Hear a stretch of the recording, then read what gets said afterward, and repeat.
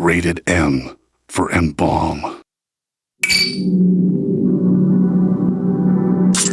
This is the M-Balm Effect, your one-stop shop for unfiltered discussions.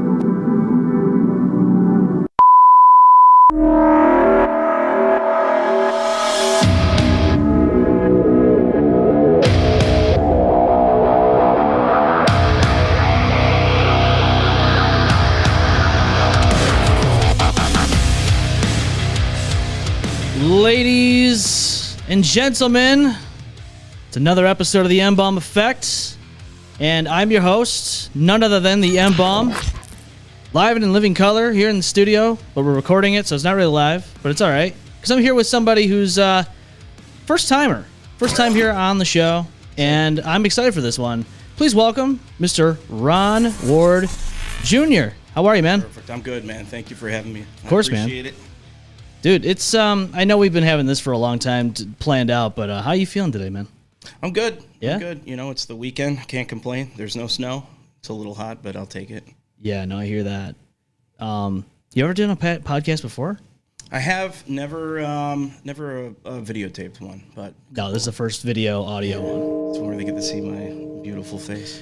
Yeah, I mean, that's the I like the aspect of seeing who you're listening to, and I'm not just an audio person. I'm a video person first and foremost. I've been in video and photo for 20 years. You're getting old? Yeah, 34. It's crazy, man. It's crazy. Time goes by so fast. You just, you lose track of time sometimes. You're like, man, where did all that time go? I think about it every day. Yeah, I mean, especially when you have a kid, man. And I know you know how that is. And it really is one of those things where you're just like, dude, you watch them grow up and you're like, has 2 years gone by so fast already? Yeah, like we talked about before, my kid's 11. And I've said it, I'll say it again, there's nothing like your own child to make you feel as old as you are. Yeah, which it's true, because you used to hear it all the time, like, oh, time goes by even faster when you have kids. You're like, oh, come on, really? And it's like, they're not lying. It's because you're distracted 90% of the time. Well, you're distracted because they're trying to push buttons, they're trying to turn the stove on, they're trying to open up cupboards with cleaner, and you're like, Jesus Christ, how do I?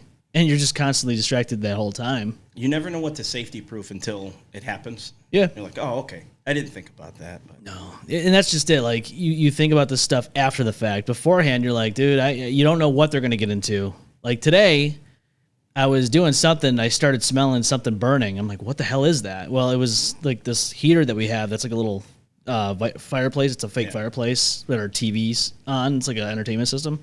And he happened to find the button for it and turn it on. And I'm like, oh my God, we haven't turned that on since the wintertime. It wasn't hot enough in here. No, it's been a heat wave, and this kid just wants to turn on the heat. It's nuts. Yep. It's nuts, man. But speaking of turning up the heat, man, you're a guitarist. How do you feel about some good music? It's my obsession. Played guitar for a couple decades now, and anything in and around music in general, every era, every genre, it's my obsession. So yeah, man. Divine Fallacy, man. I mean, I've seen you guys play live. It's good stuff. I will tell you this. I know we were talking before the show, and it's like, I'm a fan of all kinds of music. Yep. And I've seen quite a bit of bands, nationals and locals, play, and just every time there's always something that amazes me. Like, there's times where I've watched new bands I've never heard of. I'm like, oh shit. Like Inertia, for instance. Yeah. Never heard of them until I saw them at, I think it was Photo City. And I heard them and I'm like, this is something different. And I gotta be honest with you, like, you don't hear enough bands like that. Especially from here in this area. It's something completely different. That's the good thing about this area, though. I think, starting out, there's a couple of us in Divine that played back in, 2004, 2005. Those, and the only band really killing it at the time was Sirens and Sailors. Yes. Everybody looked up to those guys, and they kind of laid the groundwork for everybody else. But it was, it like boomed. It was like a renaissance in Rochester, and then it kind of died a little bit. Yeah. And then now within the last couple of years, you got bands like Nightmares that are absolutely killing it. Catsbow and those guys. There's a lot of bands that we've played with that it's like, wow, Rochester's coming back musically, especially in the metal scene. As it should, man. I hate when I see like people quit. And you see it in the podcast world, you see it in photography, you see it in just art in general. But like, everyone works hard to get where they want to be. But the core end of it all is like, this is a passion. You start for some reason. You have a reason why you started to play the guitar, the drums, get on a microphone, start singing. You know what I mean? Like, there's a reason why. And unfortunately, I think some people get lost in the shuffle with numbers and how many streams you got on Spotify and how many followers you have on Facebook. And I think that's all across the board how everyone feels. Yep. And then you start getting defeated. Like, it's demoralizing looking at this stuff, but then you kind of lose track of why you started and why you enjoy doing this stuff. But in where you are now, have you ever had a lot of those thoughts? Like, is this worth it anymore? Yeah, it's ironic because it's a lot easier nowadays to be seen than it used to be. But at the same time, because of that, it's flooded. I'm older, so I'm 38. Back in 2005, 2006, when I was touring with my other bands, it was about pushing CDs. So you're in everyone's face. Hey, take this CD, take this CD, take this CD. MySpace had just taken off at that point. So the whole age of social media being relevant to get, noticed wasn't really that much of a thing. So it had its own issues. But I stopped. I stopped playing for, probably like 10 years. I joined the military, life kind of fell apart and I had to make decisions. I just got back in with Divine Fallacy, almost 3 years ago. But I say that because now that I'm older, I really can keep in focus music. The numbers, it's really cool. It's cool when people want to listen to you and they come up to you after the shows, and it's really humbling. But, for me and my age, I just want to play. Yeah. My 11-year-old got to see me play my very first show when I came back, and that was it. If that had been the last show I ever did, I was done. Yeah.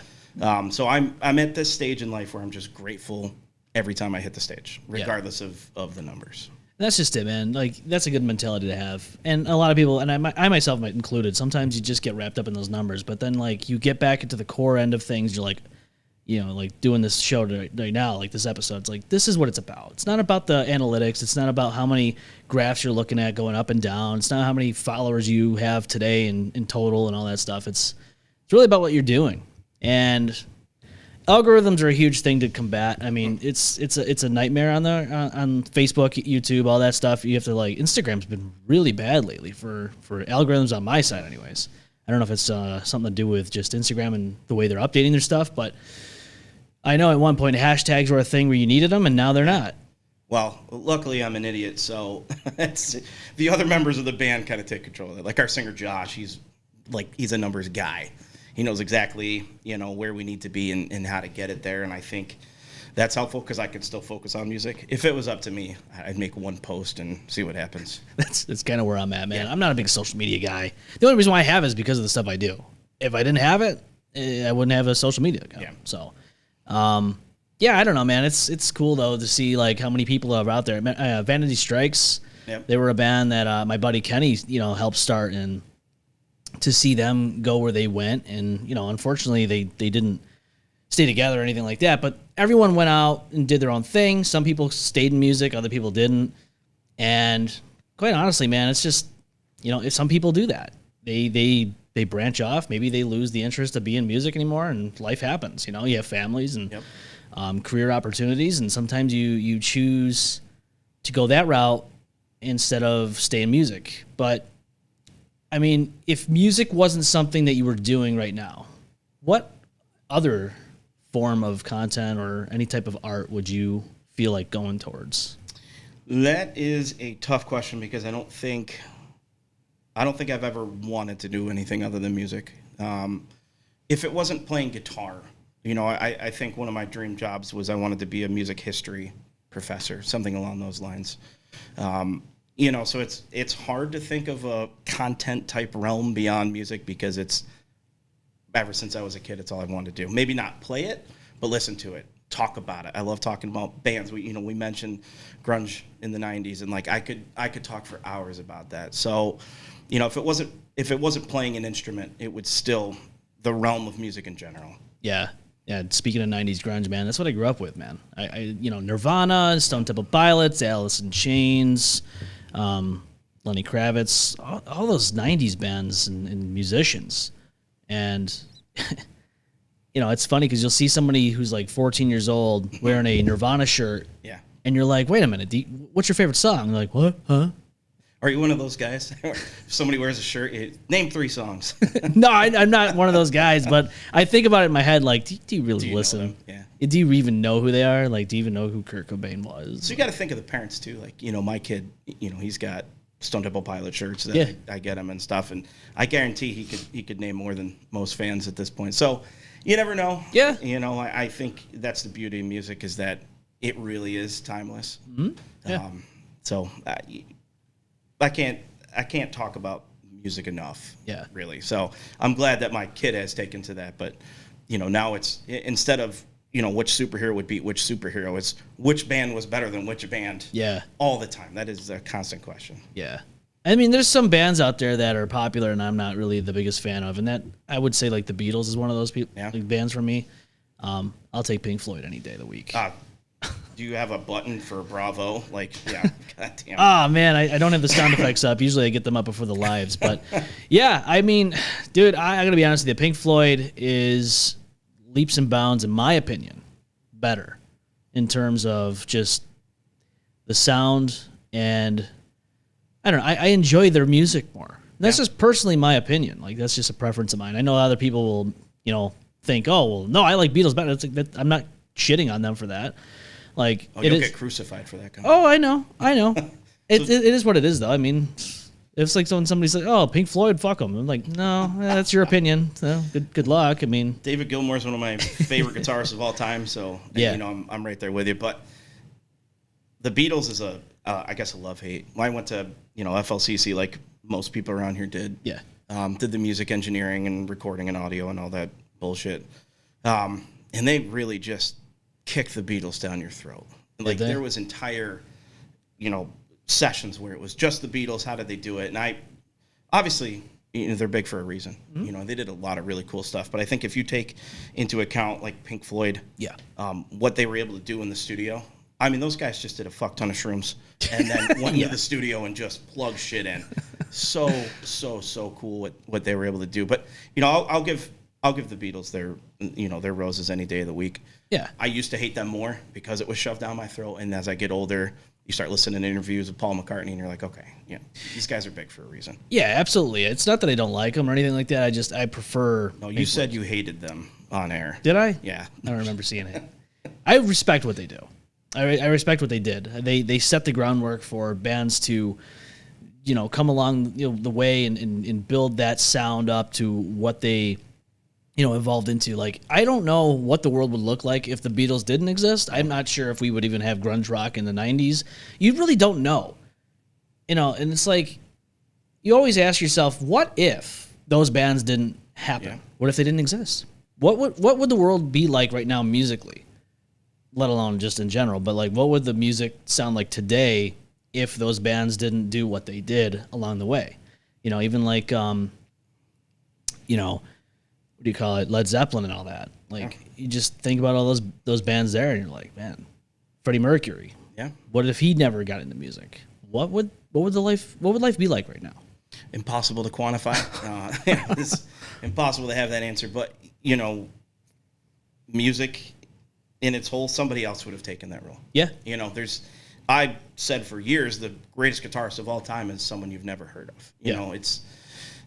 People are so talented, and if those bands didn't exist, somebody else would have taken that slot.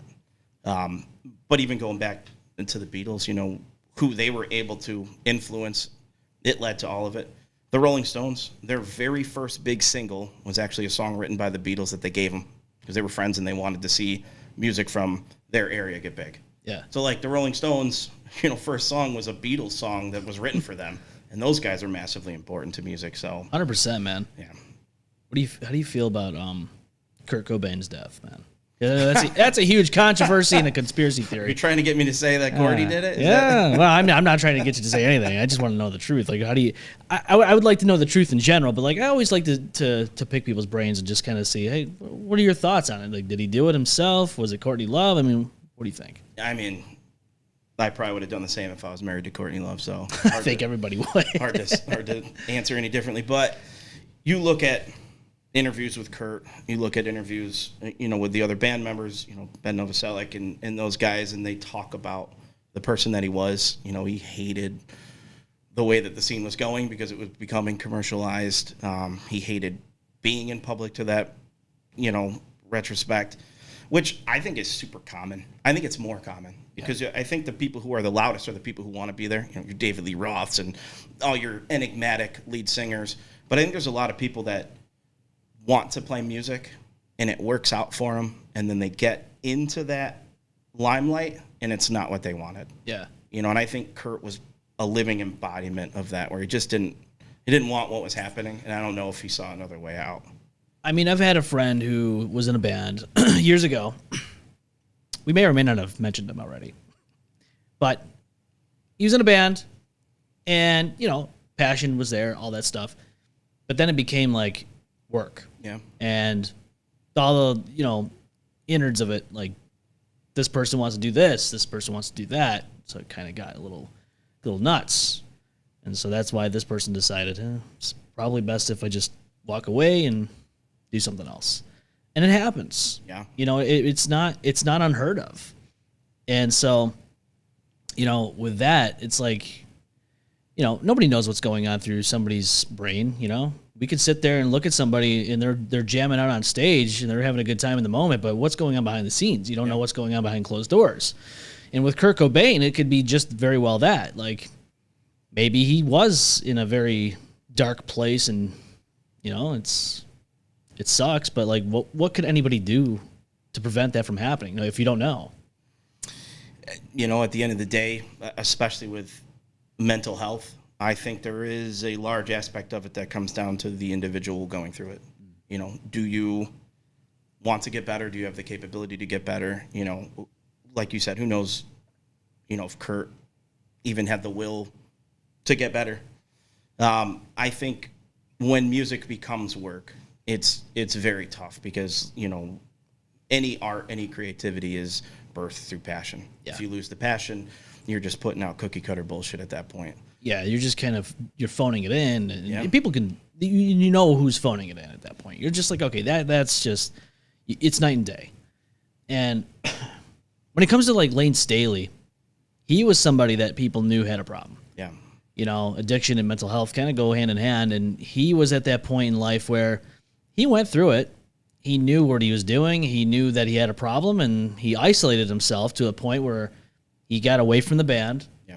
He did some work, I guess, in the midst of it, but some of it didn't get released. Some of it did.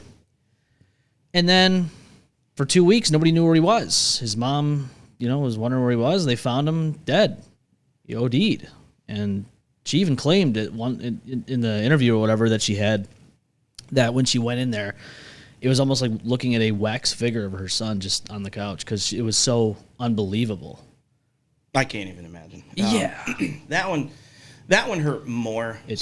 Kurt committed suicide. I was still fairly young. Yeah. But Lane, we had awesome records already put out. And what was it, like 98, 99 when he died, somewhere around there? 2002. Actually, 2002? It was the same day Kurt Cobain died in April, but in 2002.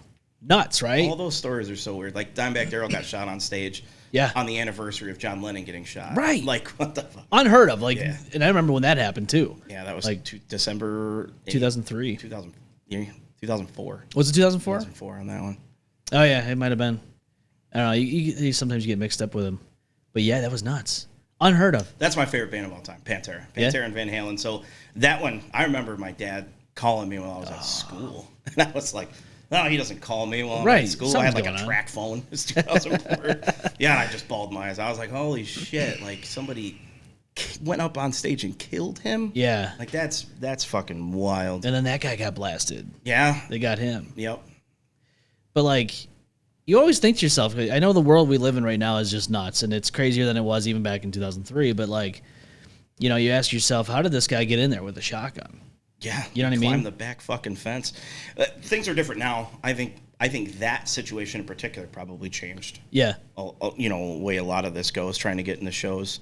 But yeah, that's probably one of the wildest stories I'd ever heard, especially, knowing all the stories about Dimebag. He was just loved his fans. He was a fucking happy-go-lucky guy. So it was like, him? Yeah, I know. And it's like, what caused this guy to make the decision to do this act of violence? He was nuts. I mean, that's essentially the answer. Yes. He got medically separated from the Marines for mental illness. Oh, really? And they found, I don't know why, but every person that you would deem like legitimately crazy has a diary. But they found like notes he had written and everything. And he thought the members of Pantera were stealing his ideas from his mind. Like songs they had written. He was like, I wrote that in my head and they took it. What the fuck?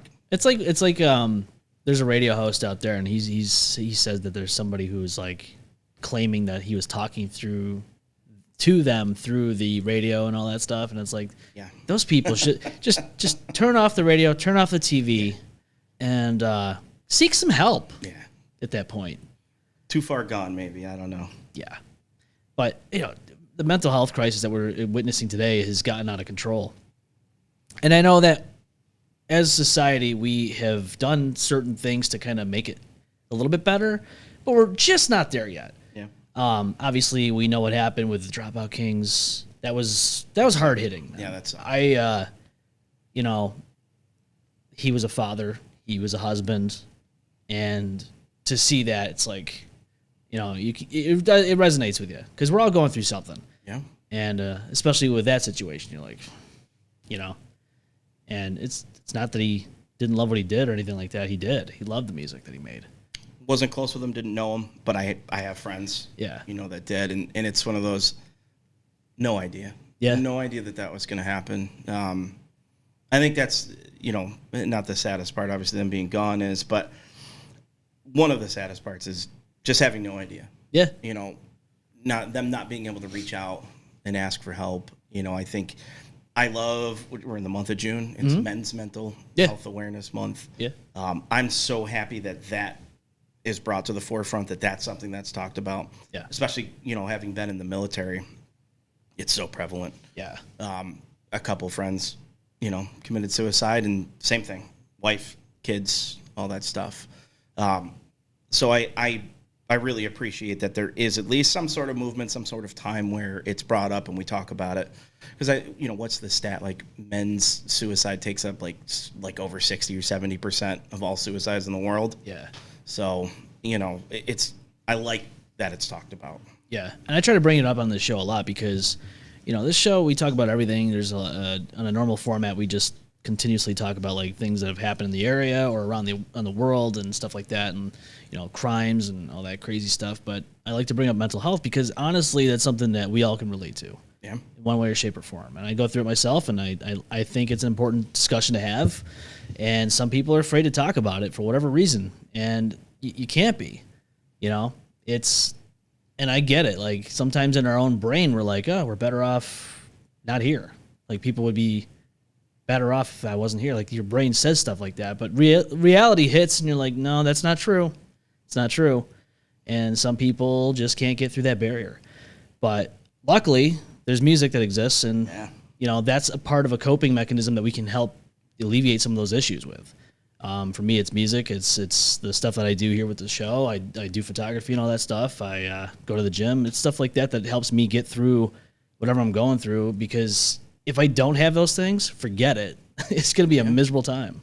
And like you said, you nailed it. I don't know personally, any friends, family, anybody that's not going through something. Yeah. Some people are better at hiding it. Some people are better at showing it. But, I think for me, a long time, and I still go through it. It's funny because I tried to get out of the cycle of mental health and addiction and all of that. Got a lot better. Yeah. But there's still always work to do. But I think for me, the biggest thing was not necessarily I'm better off not here, but it was no one fucking cares. Yeah. I think was my, my mental, like, why talk about it? No one gives a shit. Just keep pushing until you can't anymore. Yeah. Obviously a terrible way of looking at things, but that's why I love June. That's why I love the fact that it's talked about and it's brought up, because maybe people who are going through something go, oh, okay, somebody does give a shit. Yeah. I think that's huge. It's hard to wrap our heads around it, man. Sometimes it's like, you hear it a lot. Like, no, nobody cares. Just push through. It's like, okay, but there's somebody out there that does care. And look, I think it sometimes gets lost in translation because everyone is going through something that sometimes you just kind of just focus on what you're going through and somebody next to you is suffering. And I said this in a show before when I did a solo by myself. I said, depression's almost like being stuck in a vat of oil and you're just sinking down and you're just trying everything to get your breaths in and you're just sinking and drowning in this oil. And that's kind of what depression feels like. Yep. It's, the darkness it just comes in all around you and there's no, I guess, hope in sight to get out of it when you're going through it.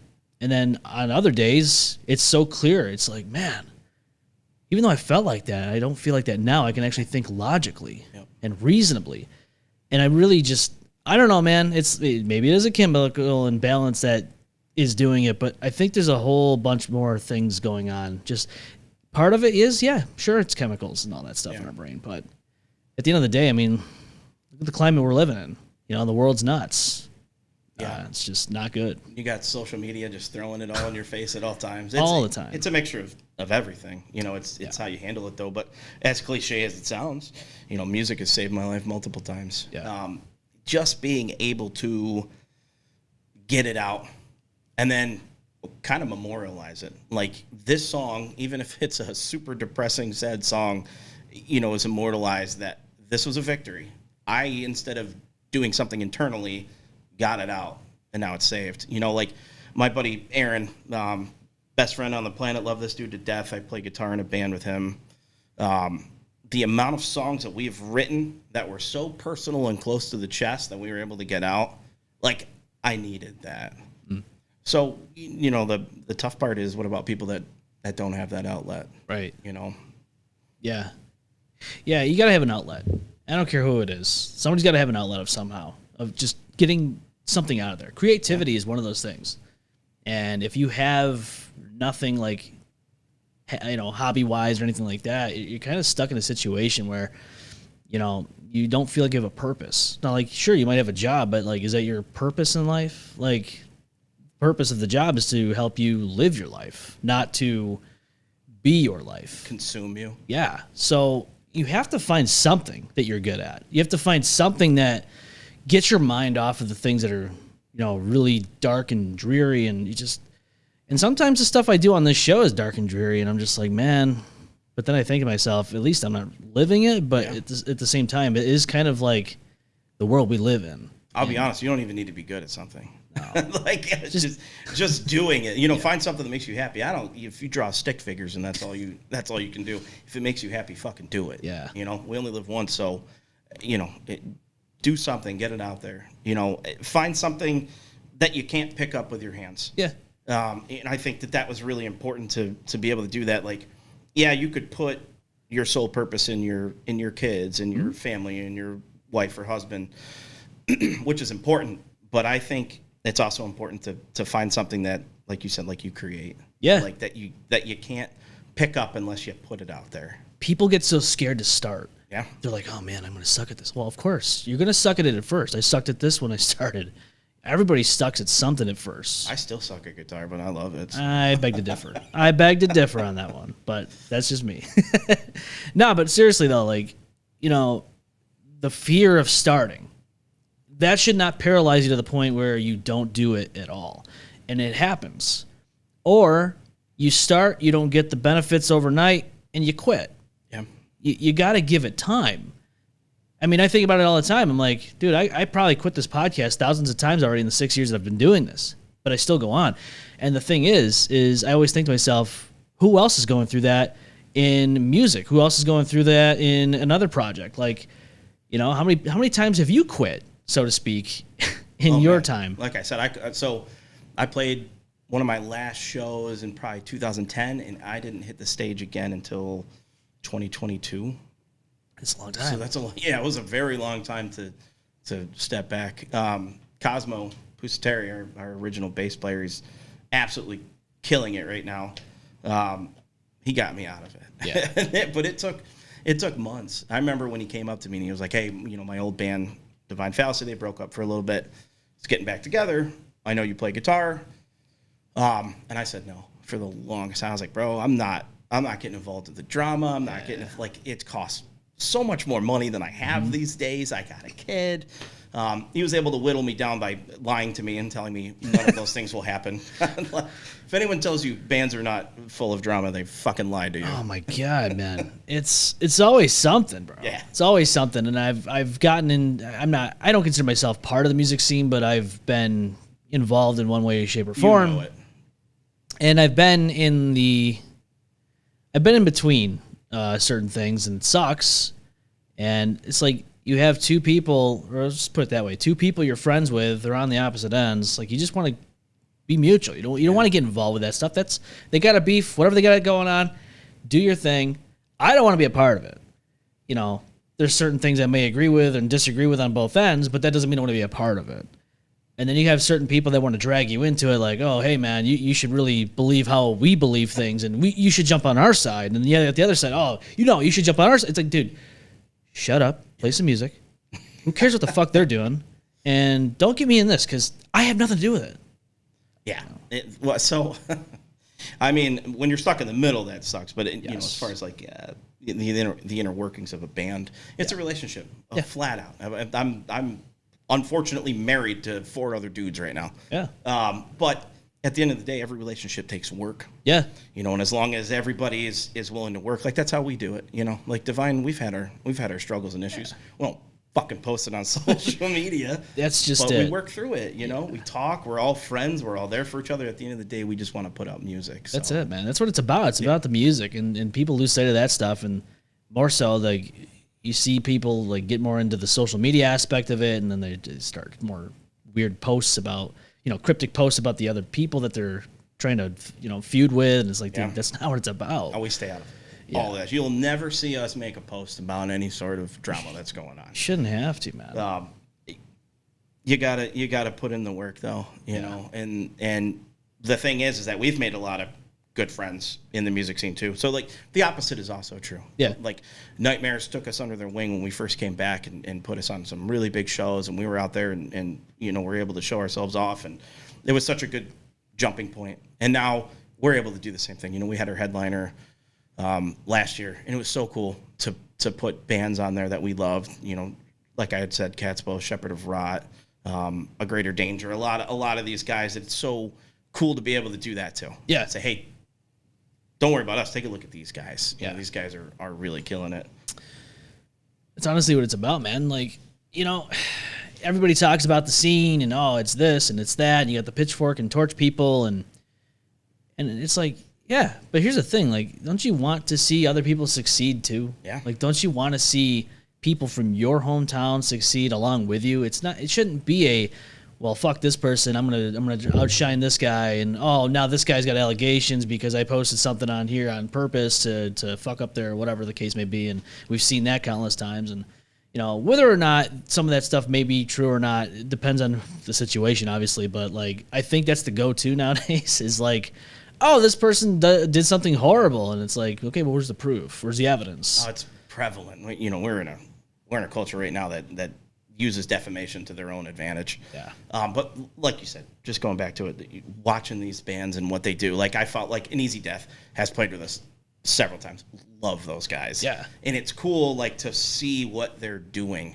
Like, every time they post something, and it just gets bigger and bigger. And it's like, I remember when those guys opened for us, you know, and now we would go and open for them. Yeah. I love that aspect of it. There is a ton of drama in all of it, but there's also a big camaraderie, you know, when it works, when you've got good people with the same mindset. As it should be. As it should be, man. It shouldn't be a competition in the sense of, like, you're just shitting on each other all the time. Healthy competition. Yeah, there's nothing. You know? Yeah, there's nothing wrong with it. You know, there's other podcasts in the area in Rochester, and you don't see me talking them on and dragging them down. I don't know any of them. Just this one. No, just this one. Just this one. Yeah, there's a couple of them, but, you know, I think one just actually changed their name. Insensitive Culture was the name before, but great guys. I've been on their show once, and I actually had Joaquin in here last year, I think it was. So, what does a podcaster interview a podcaster? Like, what's that conversation like? So if it's in here, we talk about everything. I mean, right now it's like we're talking about music, Yeah. but it could evolve into something else. It's just a long format, just conversation. But yeah, we did discuss, I think, a few things about podcasts, but then we just kind of branched out to different like situations. Off the rails. Yeah, and I kind of like that though, because now we're being humans and we're just having that conversation. Now, I know some podcasts like to niche it down. I hate doing that because it's like, how many times am I going to talk about the same thing every episode before I start to fall off the rails and go, I am tired. You know what I mean? But the cool thing about this is that everyone has a different experience in life. So it's like you get different conversations from different people. And even if you have somebody come in like a second time, like within a 6 month to a year span, they've already experienced different things after the fact that they can bring to the forefront to tell a story. And that's the way it should be. And I think that's the way things are going in the sense of how media is and how we consume it and how we create it. I mean, look at all the big podcasters out there doing the things that they're doing. And it's just nuts because 10 years ago, it was unheard of to even see something like Joe Rogan's podcast go where it's going today. It's like, you would have never thought that existed in now. $multi-million. Yeah. Advertisements galore. Yeah, it's like you said. I think people are interested in the information aspect of it. Like murder podcast. My girlfriend obsessed. Hey, there's some good ones. Yeah, but that's the thing. It's funny because it turned from we watch TV and it was almost the same thing, and now you just listen to somebody. But I think there's an intimacy to it, like to being able to pop on headphones or put it on your speakers and go about your day and listen to it. And there's almost an intimacy, like you're there. Yeah. You're almost having that conversation with those people. I think that's a really cool aspect of it. Yeah, it is. This show has been inspired by a few different shows and radio shows and podcasts that I've listened to over the years. And, I don't know. It's like over the years that I've been doing this, I think we've had, we had Displacer in here once. Let's put it this way. They had like all their crew here except for maybe one or two people. And we had some of the co-hosts in here. It was just a lot of people. I would imagine. And sometimes it gets kind of crazy and it's fun, but sometimes I think to myself, but like with the one-on-ones like this, it's more in depth. We can dive into some more deep-rooted conversations that way.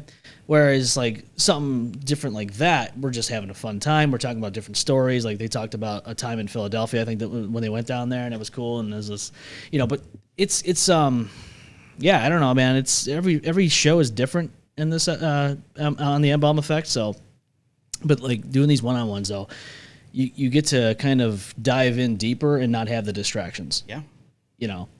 And kind of like what we're doing right now, the recorded session of this. The chat's not going off. The phones aren't going off. We can but we can actually sit and actually keep on track with things. Whereas, we get distracted sometimes when somebody else calls in or something. And you should make it a hybrid, like halfway through the show. Turn it live. Turn it live. Turn it live. That's actually not a bad idea. I don't know how I would incorporate that, but it's cool, though, because, like, getting to talk to people that follow the show is cool. And it's the same thing with music. Like when you go to the Montage Music Hall, for instance, and you watch somebody perform up live on the stage, you can meet them and talk with them after. That's the kind of venue that is. Whereas if you go to like the Blue Cross Arena and there's a huge national that's playing there, you'll never meet them. Not unless you pay for it. Exactly. It's going to be like $70. Yep. Yeah. It's at least from my perspective, having stopped for so long, it's weird, like going to the Montage to see a different band, or even if it's a show that we're doing, someone comes up to you that you've never met. Yeah, it's so like shocking. Yeah.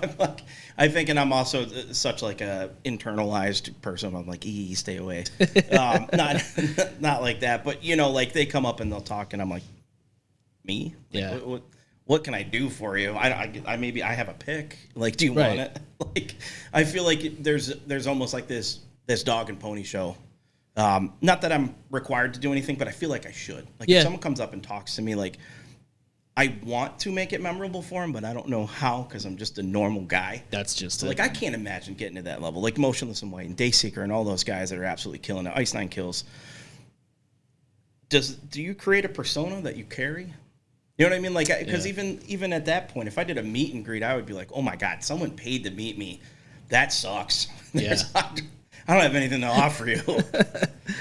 Yeah, I don't know, man. It's like when Spinal Soul came here years ago, and Bottom of a Bottle. Holy shit, Yeah. I haven't heard them in a while. God, yeah, dude. That I've followed that band since like 2002, 2003, and I got to see them at Montage in 2010. And my ex and I went to that show, and they were it was Sean and Ryan chilling in the crowd watching the other bands perform, and she's like, "Oh, let's go talk to them." I'm like, "Oh, I don't want to do that." Yeah. They're just hanging out. They're doing their own thing. I don't want to bother anybody because I know they're just human beings, just like me and you. It's like, but we went. We took pictures with them and all that. And then after the show, after they performed and all that, we got to talk to them, and they're really down to earth people. And it just, it really makes you wonder, like, I don't have the mentality of like, oh, let's go bother these people. I have the more mentality of they're just human beings. They're here to perform their set. But you kind of want to. You want to, right? yeah. It's the same thing that happened. R.I.P.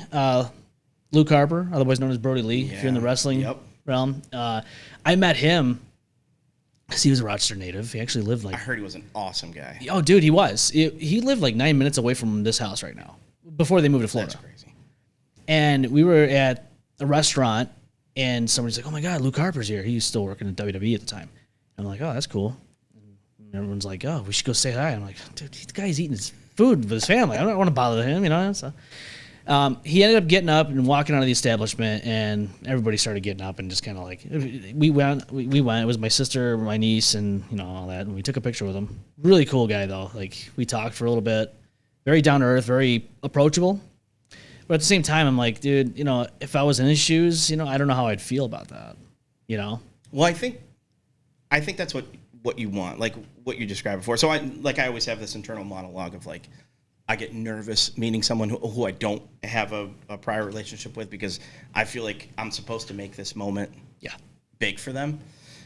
Not that I'm anyone important, but I think that's what you want though. Like I met the lead singer for Kubla Khan, and when they are just normal, awesome people, shake your hand, like how you doing, like I think that's what you want. I don't need the moment to be big. I want to know that you're also a normal person. Yes. I took my son, it was his first concert. We went and saw Memphis Mayfire in Volumes. Okay. And holy shit, the coolest people ever. Yeah. I had him on my shoulder. He was like 8 at the time. I can't do it now. My back would give out. They called him on stage. Memphis Mayfire picked him out in the crowd, called him on stage. And then afterwards, the lead singer of Volumes, I got a picture I can bring up, hugging my kid. He was like, stay in school, do good in school. They gave him a shirt. And I was like, how fucking cool. That's dope. Like, that memory will be with him forever. And as a parent, as a fan of the bands, it meant everything to me. Yeah, that solidifies why you're a fan of theirs. Yeah, absolutely. And they're just normal dudes. He told my kid to stay in school. You know what I mean? He wasn't like, go out and be a fucking rock star and party your ass off. You know what I mean? Terrible advice. It would be horrible. I think we get to a level though where we like watch people on TV or we see something and then we have this false expectation. There's a lot of episodes where I've done stupid bits where I've made stupid jokes and people might come up to me and think I'm going to crack a joke right there and then. It's like, no, it's not how this works. Like this episode here, it's like we get to sit down, we get to just be human beings, and there's like no pressure to do any of that stuff. It's just we get to have this conversation. Do you get recognized? A few times, not always, but the few times that it takes me back. Like, huh? Yeah. Like, exactly. are you M-Balm? Like, what? Like, it just hits me out of nowhere. Like, I don't hear that outside of this. Yeah. You know what I mean? I hear my own name, and so when somebody says that, I'm like, it's kind of like wait, what? It's jarring. It is. Yeah. It really is. It's a weird. I don't know how to explain it. It really is jarring because like we're out like having a dinner or something like that. I think it was Applebee's. And somebody said something like, "Are you M-Balm?" Like, what? Like, what? Who? How do you know? Right. Oh yeah, I have a fucking podcast. Yeah, there was a guy I worked with who I never talk about this at work because I like to keep my life separated. You know what I mean? Work stuff is work stuff. Stuff outside of that stays there. Well, I'm riding around in the truck with this guy. Never once have I spoken about the show. And all of a sudden he starts going, "Yeah, I seen your podcast. Your audio levels were a little down." I'm like, Thank you. I'm like, huh? It was so weird. Appreciate the constructive criticism. Well, I don't know why he said that because like the specific video he was talking about, it was actually a TikTok. He found us on TikTok. That's how he found it. I'm like, I never talked to anybody about this stuff. And so, you know, it is weird, man. It's kind of weird, but like, I start to wonder, like, if it ever got to that point, how would I really feel? Like, if it's everywhere I went, constant notoriety. I don't know how I'd feel about that. Like, I suffer from social anxiety, so this is the most I talk is through this. And unless I'm, comfortable with people like family, friends, all that stuff, of course I'll be more vocal. But out in a public setting, in a place where there's like a bunch of strangers, I'm like, I don't say nothing. So you do put on a little bit of persona when you put the headphones on. You kind of have to. Yeah. And that's because if you don't, I mean, who the hell wants to listen to a monotone person just talk? Someone out there cares. ASMR, man. People do it. No, I mean, it's me, but sometimes you have to amplify it. Like, if we're just cracking jokes left and right, dude, I love comedy. I've always loved cracking jokes. I was the class clown back in the day. So that's never going to go away. And then just like doing this podcast, like, that's why I love having a style that's different. Because if you do the same thing over and over, again, it's like one of those things where you just get tired of it. Like, for me anyways. And maybe that's like ADHD that I never got, diagnosed, exactly. But I like to talk about everything. Like, sometimes we'll talk about crazy crimes that happen in the area. Other times we'll talk about music. Sometimes we'll talk about video games. It depends. I love your podcast for that. Every video was literally so different from the other. Yeah. That's why I was like, I messaged you. I was like, what do we talk about? And you're like, anything, dude. We can talk about, you can go from point A to point X in just a matter of minutes. And that's what I like about it, the variety. Because there's like podcasts I've listened to, and it's like for specific things, like crime podcasts. If that was the expectation, is they always talk about crime, and all of a sudden they're talking about a movie, that's a little weird. Yeah. Whereas people that have followed this show, it's kind of like well known, like it's just hot topic conversations that we talk about, like whether it be music, media, crimes that happen, whatever, and obviously the world we live in, it's not hard to find crimes. No, not at all. But it is cool that you're able to, kind of put that mask on. And I think that kind of goes back to like if somebody recognizes you, it's almost like, when I go on stage, it's easy to put on a mask. Yeah. And now I'm someone else. I'm in people's faces. I'm doing dumb shit that I wouldn't do on a normal basis. So if somebody catches you outside of that, you're like, well, hold on, I'm vulnerable. I don't have my fucking mask on right now. Yeah.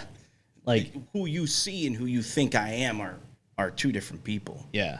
Yeah, they have that false expectation of who you are. I mean, that even happens in relationships. Oh, yeah. Absolutely. You look at somebody like, oh, you start thinking about, oh, how would that relationship go? And then, like, you talk to a girl and you start to get to know her and you're like, she's not exactly who I thought she was. Like, that kind of thing.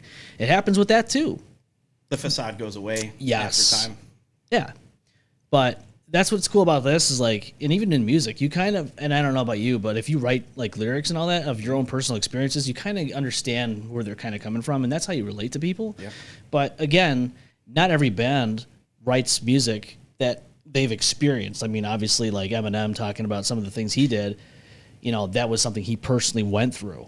Whereas other artists talk about fucking bitches, getting money, robbing banks. Fuck, did they do it? Money. Everybody knows that. Yeah. Some of them might have. It might have, maybe. But I, as a lyricist, as a poet, I have always been attracted to, and we talked about it before, Chris Cornell, yes, my favorite vocalist of all time. Yes.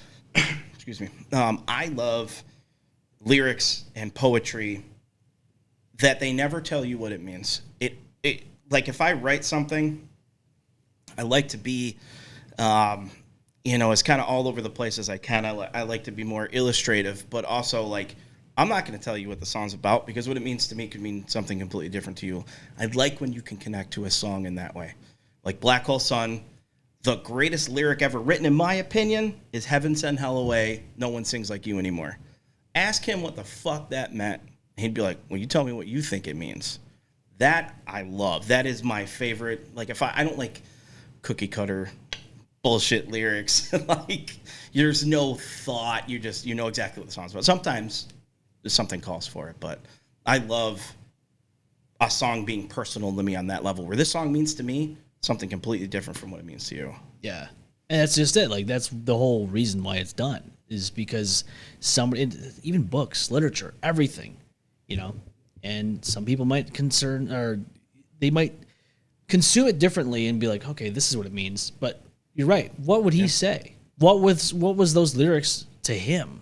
So he actually did an interview on that. What came up? They were like, so, what is Black Hole Sun about? And he was like, I'm not telling anybody what it means. He never said. He never wanted to talk about what the lyrics meant to him. And I think that mystery to it and being able to attach yourself to the song means so much more. To me, maybe some people kind of like the easy. If you look at pop today, I'm not going to sit here and shit on pop. Because the fact of the matter is, it makes fucking money for a reason. It does. Because most people consume it. If that is what works, but I know people. I love if someone's listening to a song, I'm like, who is this? Or let me tell you a fact about that band. I'm one of those assholes. And I know a lot of people who are like, I don't even know the fucking name of the song. I just like it. And it's mind-boggling. I'm like, how do you not know? You've listened to the song 4 times today. You don't know the fucking name of the song? You don't know who does it? You don't know where they grew up? Right. What the fuck? You can learn it. It's called Shazam. You just put it on your fucking phone. Hello. But, I think the mass amount of people want something that's easy. Yeah. So maybe we're in the minority for wanting something that has a little more poetic nature to it. Yeah. Yeah. I like substance, man. I mean, it depends. Like even video games are one of those things where, as I get older, I'm finding myself less and less inclined to play a video game just because the time's not there. And if the time is there, I'm fucking tired. I'm exhausted. And I put the game on, I'm at the menu, I'm like, and then you back out of it. You do. You're like, do I want to? Dude, I was talking to my friend about this the other day, and it bothers me because I'm a gamer. I've always been. Our generation, when Nintendo and Sega and all that came out, big on that. I can't. I'm like losing my ability to. It's like my ADHD got worse. Yeah. I'm like losing the ability to ingest new games. I hate shooters, but I play them all the time because it's easy. Sports games are easy. I don't have to think. Right. But I love, Metal Gear Solid. It's my favorite game series of all time. The Witcher. Unless it's a game I've already played, I'm playing the Resident Evil 4 remake. But it's familiar because I already know the original. But when a new game comes out, I'm like, that looks amazing. Dude, I click the menu and I back out. And then I'll click into a different game and I'll back out. Yeah. I want to play, but I don't want to play. My problem right now, just in the last few years, I got into PC gaming. And my problem now is just fucking mods. Yeah. I get caught up in mods. I'm like, oh, how can I fucking change the game now? How can I make it even better? How can I make it even more crazier? Do you end up playing, or do you just add 20 mods, play for 2 hours, and stop? It varies. It depends. I gave up on Grand Theft Auto 5 because they kept updating the shit, and then it just kills your mods. It fucking. And there's people like, oh, we got to do this in order to prevent that and do that. I'm like, I'm not going through this. The trouble. Go to college for this shit. Yeah, I'm not doing that. It's just more problems that I don't need. Yeah. So yeah, I look at it like this, dude. It depends on the game. Like right now, if I'm to pick up a game, it's gonna be Cyberpunk probably. Love Cyberpunk. It's really good. I hated it at first. I thought it was the most unimmersive game I've ever played. Well, it was also janked when it came out. Well, that's just it, dude. You pan the camera up and then you pan it down, and all the NPCs are fucking gone. It's like, okay, there's people walking, there's cars. You look away and then they're gone. You're like, what? I can't get immersed in a game like that. So when they came out with these updates within the last year or two, I was like, all right, we'll try it again. And now it's like, all right, I can actually enjoy the game, and it's probably what it was originally intended to be, but it's too bad they didn't execute it properly in the beginning, but at least they saved face and fixed it. I love that they did fix it. So I think a lot of companies just go, oh, well, we fucked. So that's CD Projekt Red. They made The Witcher, which all-time favorite game is The Witcher 3. Very excited for The Witcher 4 and the next Cyberpunk. I was such a fanboy that when Cyberpunk came out and it was janked, I said, fuck it. And I beat the shit out of that game. Probably took me 20 extra hours because of just bullshit. People, NPCs would disappear that I needed for a mission. Yeah, dude. I was like, nope, I'm a fan, so I'm just gonna grind it out. That's just it. Like, I got to a point in the game, and then when the update came out, they recommended you start the game over. I'm like, fuck. I'm like, well, I didn't really get too far into it, so let's just start it over. So I did. I haven't beat it yet because I'm trying to take my time with it. Plus, obviously, trying to find the time to play. Well, let me ask you this: we're going to alienate so many people right now who've never fucking played Cyberpunk. But oopsies! Did you get the first mission with your main buddy there? Yeah. When you're trying to get out of the Jackie. When you're trying to get out of the hotel. Yes, after the Dude, so this is the glitch I had the first time I played it, and I beat it. Oh, no. He crouched at the very beginning when you have to shoot everybody and go down. Yeah. He crouched and he didn't move. And he was like, brother, I had to go shoot everybody on that level and then push him slowly into the fucking elevator. Stop. Kill everybody and push him. Yeah, and I got it. How many people had that happen and then just fucking gave up on it? I actually looked it up, but I looked it up at the time it was happening. I don't think it was super common, but there was so many bugs in that game. Oh yeah. But the fact is that I think that took me about 3.5 hours to beat that mission, just because I had to go back and then slowly push him. A mission that should take you probably like 15 minutes, 20 minutes tops, took you 3.5 hours. I was like, you know what? Fuck this. I just bought the game. Yeah. I don't want my money back because then they take the game back. Yeah, that was dedicated. Like, I want to write him a letter and be like, I need a fucking plaque. All right, I was there from the beginning. I was in the trenches when your fucking game sucked. Fuck, man. And now they fixed the shit out of that. That game is now underrated, in my opinion, because of the launch. And now they got another extra update coming out soon. It's been pushed back. I give them credit for that. Instead of just releasing it fucked up like they did the game, they're actually pushing it back, doing it properly. And I know they did that with the main game itself, but like... They didn't push it back far enough. No, I didn't. I mean, no, they didn't. They sure as hell didn't. But this new update, I don't even know what's going to be in it. Like, I guess it's really hyped up to be new shit that nobody expected. And I'm like, okay. But then there's obviously rumors going around that the sequel's coming out sometime. Yeah, well, that's because they keep telling people they're done. They're like, this is our last big update, and then we're not, then we're done. And then they do it again. Like, they've done it with The Witcher. Yes. Where they're still putting out updates, and we've already got a trailer for The Witcher 4. So it's like I like when companies do that, because the CD Projekt Red to me proved that they care. Give a shit. Yeah. They care. And that's kind of hard to come by anymore. Yeah. No Man's Sky was another one of those where it came out and you're like, what do I do in this game? It's just, it's very vast. There's so many planets and stuff to explore, but it's like, what do you do? There's nothing to do. They didn't. That was like almost like on a larger scale, like what Fable did. Yeah. If all these fucking promises of all this shit you can do comes out with like a quarter of it, and they're like, well, it's still a good game. So how did we go from PS2 games, PlayStation 1 games, Nintendo 64, GameCube? How did we go from this is your one chance to fucking make it right, put it on a disc, and that's it. There's no patches or anything. The game has to be done. To all this new technology, and yet we're just depending on, I'll fix it later. Like, how did we go from publishers and game developers going from what they did perfectly to, we're going to half-ass it, release it, and then if something goes wrong, we'll just patch it. Like, well, I think it's the ability to do so. Yeah, I guess. Just to me, that just shows me that somebody's fucking up and lazy and just wants the money. Yeah. So, what do you think about the price of games right now? So, we're going digital. Yeah. CDs. I mean, you're cutting costs there. You don't have to manufacture CDs anymore. You don't have to pay for shipping costs to get them shipped to the stores like Walmart, GameStop, all them stores. Brick and mortar, obviously, as we see it, it's kind of going to the wayside. We're seeing things like Amazon. We're seeing things like Steam, Xbox Live, all these different stores that you can just... Dude, you can order food now. Yeah, that's what I'm saying. Like, so with video games, it's like they're going away from the physical aspect of it and having it digital. So I'm asking myself, why... And I understand the cost of developing the game and all that and to pay the employees. But, like, why are we trying to go from what was $59.99? We went to $79.99. Yeah. So it's going to come to a point where the games are going to be like 100 and something base. Not even DLC. So if you wanted to put a game out and it was $100, but it had everything. Yeah. Okay. It is a lot of content, like Cyberpunk. Yes. Dude, you could play that game for fucking 80 hours easily. Yeah. It's worth it. I'm okay with that, but it's the, and a lot of like these arena shooters and all of the big name stuff, the Fortnites and the Call of Duties and stuff like that, like at $20 for a skin. Problem is, the companies aren't going to stop doing it because people buy it. I bought it. They put out a Ninja Turtles one, and I was like, fuck, they got me. The microtransactions, dude. It's insane. The card games that comes into sports games now, and the skins and the shooters. And, dude, Call of Duty has turned into Fortnite. Look at it. Yeah. Isn't Beavis and Butthead supposed to be a skin now in one of those games? I want to go back because I love it.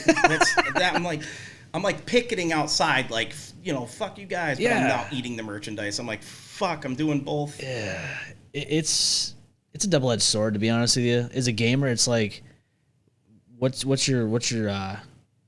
line that has to be crossed for you to just go, I'm done? I don't think we're there yet. I don't think so either. But going back to the brick and mortar thing, I think our generation was who was most affected by that, because I remember the excitement of like a Sega Genesis game and reading the information packet on the inside and the boxes on the, having a shelf with all the boxes. I miss that a lot, but like it was probably, digital games were probably out for 2 years. Yeah. And I still was going to GameStop and I was still buying because I wanted to rally against it. Yeah. But then once I started buying digital, I was like, okay, I don't have to even fucking leave my house. Yep. I can get this game instantly. I don't have to go anywhere. Nope. So, yeah, like you said, it's a double-edged sword. Yeah, I missed the midnight releases. I think the last midnight release I ever went to was Grand Theft Auto 5's release in 2013, which I hate to say it, but it wasn't the best memory because I found out somebody I knew died that night. Terrible memory. So I'm like, well, that was my last memory of a midnight release. And I know the Switch 2, I guess, got released. Yeah. And wasn't there a midnight release kind of like for that? I didn't even fucking pay attention. I didn't either. That's what I mean. Like, I Nintendo, I don't know. I have a Switch. We have it in the house. Mm-hmm. I can't even remember the last time I played it. But you want to own it. I have one. I kind of want the Switch 2 just to say I have it. Yeah, I know. But, not to switch gears, but music did the same fucking thing. They did. Dude, I sitting in front of my dad's Kenwood 5-disc CD changer, reading the lyrics as they're going by. I remember listening to like Megadeth, Euthanasia. Yes. Over and over, and just reading and like, what do these guys look like? You can't, it's just, it doesn't exist anymore. Everything's a digital release now. And at least vinyl's coming back. I mean, his come back anyways. The problem with vinyl, so I had a massive vinyl collection and I sold it in an act of desperation. Love vinyl, but it doesn't have the same feel. Like if I buy vinyls now, I want things that were meant for vinyl. Like I love like Pink Floyd The Wall and Dark Side of the Moon on vinyl. It's hard for me to want to buy a new vinyl. They're like, oh look, it's got colors. Like I don't know. There's something about it that seems kind of, I don't want to say cheesy, but not authentic. It's not. So I've never touched one of the newer vinyls. I don't know what they feel like. I don't even know. I probably have seen one or two, but they don't feel the same. It's not feel so. They're like super colorful. They'll be like tie dye on the whole thing. They used to just be black. Yeah, that's what you want. Yeah, classic. Now they got splash colors. There was one, I can't remember the band that did it, but like it had like a liquid inside of it, and you could move, and the liquid would fall. Like cool ideas, but now it's becoming like I said, I guess not authentic. That's what I mean. Like I like the smell of an old vinyl. I want to buy. I want to buy like a Django Reinhardt from the 40s and 50s and like ink spots. Like that's what I love on vinyl. Yeah. The only times I ever buy vinyls new from bands is if there's like a meet and greet and they can sign it and I can hang it on my fucking wall. That's cool. Yeah. But like I'm not listening to the new Parkway Drive album on fucking vinyl. No, I don't. It's just also convenience. Yeah.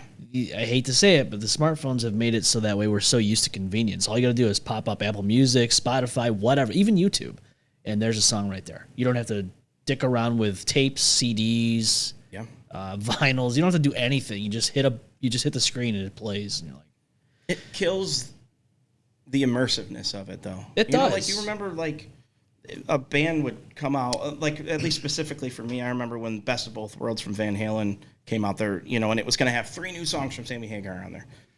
Dude, I remember like checking off my calendar. I was like, I cannot fucking wait to go to the store and buy this and, see all this shit in there. Now it's like you said, I forget shit's even coming out because I tell Spotify just remind me on the day. And I'm like, oh yeah, this is out now. Like Sleep Token. Yeah. New album was great, but I fucking forgot it was even coming out until Spotify reminded me. So it's once again, it's that give and take. Obviously, I want the convenience. I'm lazy at 38 years old, but I miss the excitement and the immersiveness of like the adventure. Of doing this. Yeah, it's the same thing with like games, movies, music. It's all this. I like the physical format. I do, but as we get to the digital, it's like it's kind of hard to justify getting anything physically anymore. Yeah, well, like you said, movies. Like the movie theater's dying. It is. It's day one Netflix or HBO's got it the second day it's out, and once again, our generation, it was exciting to go to the theater and get a big ass thing of popcorn and see Jurassic Park. Like COVID was the I guess the pushing point for that, because obviously we couldn't go to the movie theater. So then they were like, well, we'll just release the movie now on Max. Yeah. And then kind of when we got away from the pandemic, they were still doing it. And it's like, well, what you're doing is pretty much killing the movie theater business. Do they care? They make money. You know? As long as they're getting their pockets lined with cash, they don't give a shit what they're killing. It's like malls. I mean, how many malls are in the area now? I think there's like, what, 2? It's just fucking Eastview, right? That's Eastview and maybe Greece. Yeah. Marketplace is pretty much done. Rondequoit Mall is now, it went to Medley, and then they were abandoned for years and years and years. Now there's some health maybe there's elderly. like a home apartments there. Yeah, I live right next to it. That's where I live. Yeah, I don't know what's going on in that building, but it's sad because in the 90s, I remember going there as a kid, and I thought that mall was immaculate. I loved the skylight. I loved the elevator. The elevator was unique. And I remember going there for like the Christmas time and all that stuff. Oh, yeah. And seeing the fountains and just watching it go down the way it did in 2009 when they abandoned it. I was like, dude, that's sad. Yep. It was depressing. That's your childhood just gone. Gone, yeah, Piece exactly. of it, gone. And there's nothing you can do about it except for just drive by. Like, it was so weird. You would drive by the mall at night, pitch black, and it wasn't lit up. You're like, that's fucking weird. But then you got used to it. And now it's like when they first started lighting it back up and doing something with it, and then when the lights were on, you're like, okay, that's weird. Yeah, because now it says something completely fucking different. Yeah. It is. It's like a affordable apartment complex or something. That's crazy. So, like, with the main portions of the mall and all that stuff, like, they're not using that? I guess it's still, most of it's still shut down. Drive by it every day. Yeah. I've never like gone over there to kind of snoop around and see what's going on. But yeah, it's like you said. I mean, Christmas time particularly. Yeah. You know, going to the mall and everything's lit up and Santa's there and all that shit. Like, where are you even doing that now? Like, where are you going to see this? You don't. Although people's houses, the lights on them have gotten way better. True.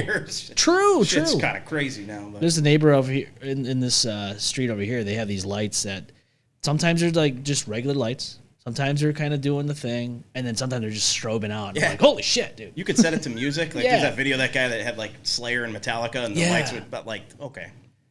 That's like cool. That. But like, I don't know, man. Christmas obviously doesn't feel the same because we're adults now. Yeah.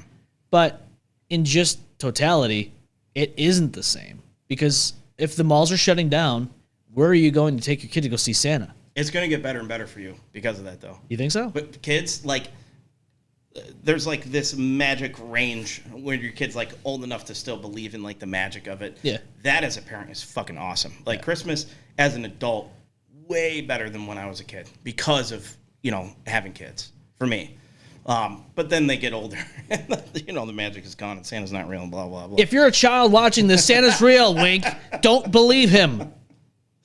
I am Santa. I am Santa. I just shaved a little bit.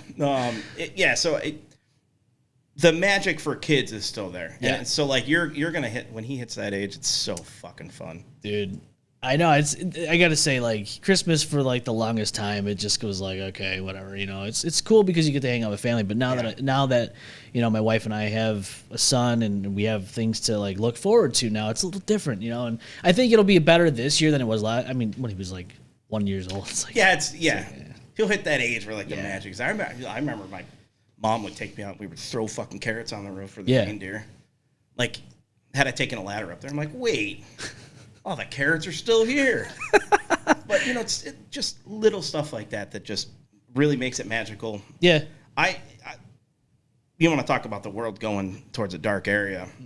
Kids not being able to be kids anymore. Yeah. Everybody wants to be so older and what the kids are introduced to now by 7, 8, 9. I know. I want my kid to just be a kid. I agree.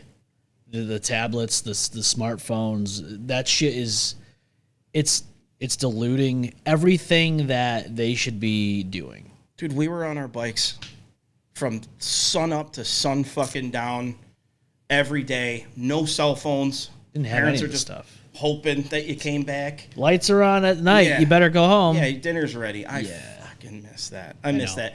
And it's weird because even as a parent, you know, I went through that stuff as a kid. I had a fucking phenomenal time. I would lose my mind. Even my kid's 11. I would lose my mind if he wanted to take his bike and ride 2 miles down the road to a buddy's house. I'd be like, fuck no. Yeah. So like, when did we change?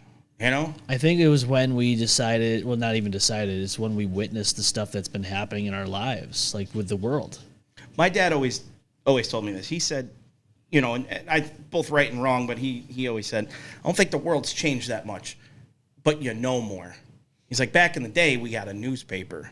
If a child abduction happened and it wasn't within a 30-mile radius, we didn't fucking know about it. You didn't know about it, yeah. He's like, now everything is in your face. So we know more of what's going on. Whereas back in the day, I don't know. I go to work, I come home, I got a newspaper. So yeah, go have fun. It's almost like not knowing is almost kind of a good thing, but like, I don't know, man.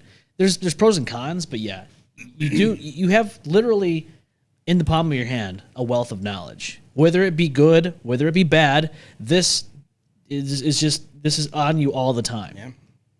And what ends up happening is with children, they get so attached to these things that they just can't get off them. Yeah. And it's the same thing with adults. Like, it's an addiction. And I don't care what anyone says. I agree. Technology is an addiction.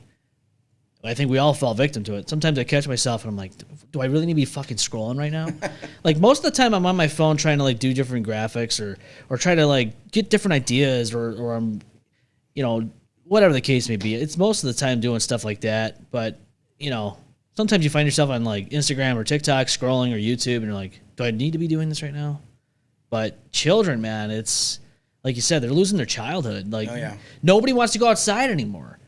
Nobody wants to do anything anymore. Like, that sucks. Yeah. You know, you're losing time. Because you're going to grow up and you're going to go, man, my childhood sucked. Well, I tell my kid a lot. I was like, you're only going in one direction. Yeah. You can't go back. No. Like, be a kid, man. You know, and enjoy the childish things that you can do now. Because when you get older, you got a job, you got a family, and people are going to tell you to fuck yourself. Yeah. I was like, you can get away with a lot of this shit now. Like, and you're only going forward. Yeah. But, you know, he's at that age right now where, well, I just want to be an adult so that I can stay up as long as I want and all that. And it's like, no, man, you don't get it. Like, you have responsibilities now and you can't. You physically can't. I was like, you know, those days where I let you stay up until midnight, you know, hold on to that. Yeah. Because this is the only time where you don't have shit going on. Nope. Like, I'm up until midnight and I'm like, I am fucked tomorrow. Yeah.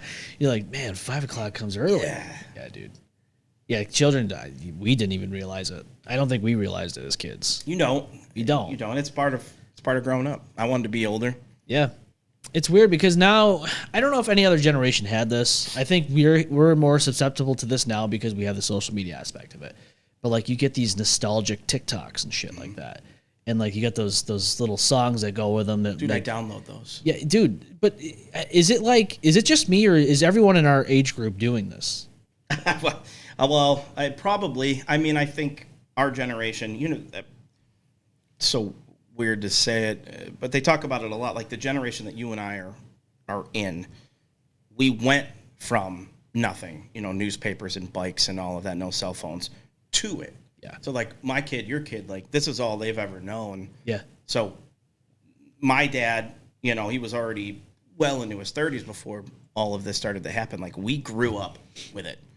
And I think for us, we're still at that age. Like, you know, when I'm 60, I doubt I'm going to give a fuck about a Donkey Kong underwater level sound that I heard. I'm like, oh, cool. Now I'm like, oh, shit, I remember that song. Yeah. I download it. I cry. Yeah. We get so wrapped up in it. Like, we miss those times. Dude. Yeah. We miss, like, Discovery Zone. When was the last time you heard about that? DZ. No. That was the shit Shit's back then. Gone. Yeah.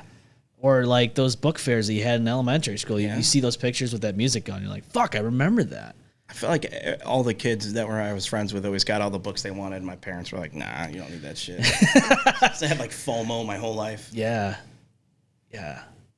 And it's like, now that having a child, it's like you want them to enjoy their childhood like that. So like, we do end up thinking of stuff like we just talked about. Like, dude, you got to just enjoy your childhood. It's going to be gone and you're going to fucking miss it. Yeah. And I don't know. I obviously know that we can't recreate the kind of childhoods we'd had for our kids. That's just not possible. Those things are gone. But there's things now that are there that they can enjoy, and I think they should enjoy them. Yeah. you know? So get off the tablet, get off the phone. Like, just enjoy your childhood. Like, take your kids somewhere. I mean, I know Chuck E. Cheese ain't what it used to be, but It's still, for a kid. it's something, yeah. They have a couple places like that. But one of my favorite things when I was a kid was just throwing the football or throwing the baseball with my dad. Yeah, So my kid and I do that a lot.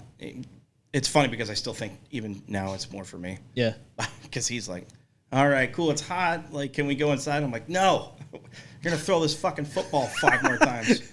It's for me, not for you. I want him to have those memories. No, you know do. what I mean? When my body is failing and I can't throw a ball anymore, I want him to be like, I remember when we used to throw the ball. Yeah. Do that with his kid. Yeah. That's the stuff like that, man.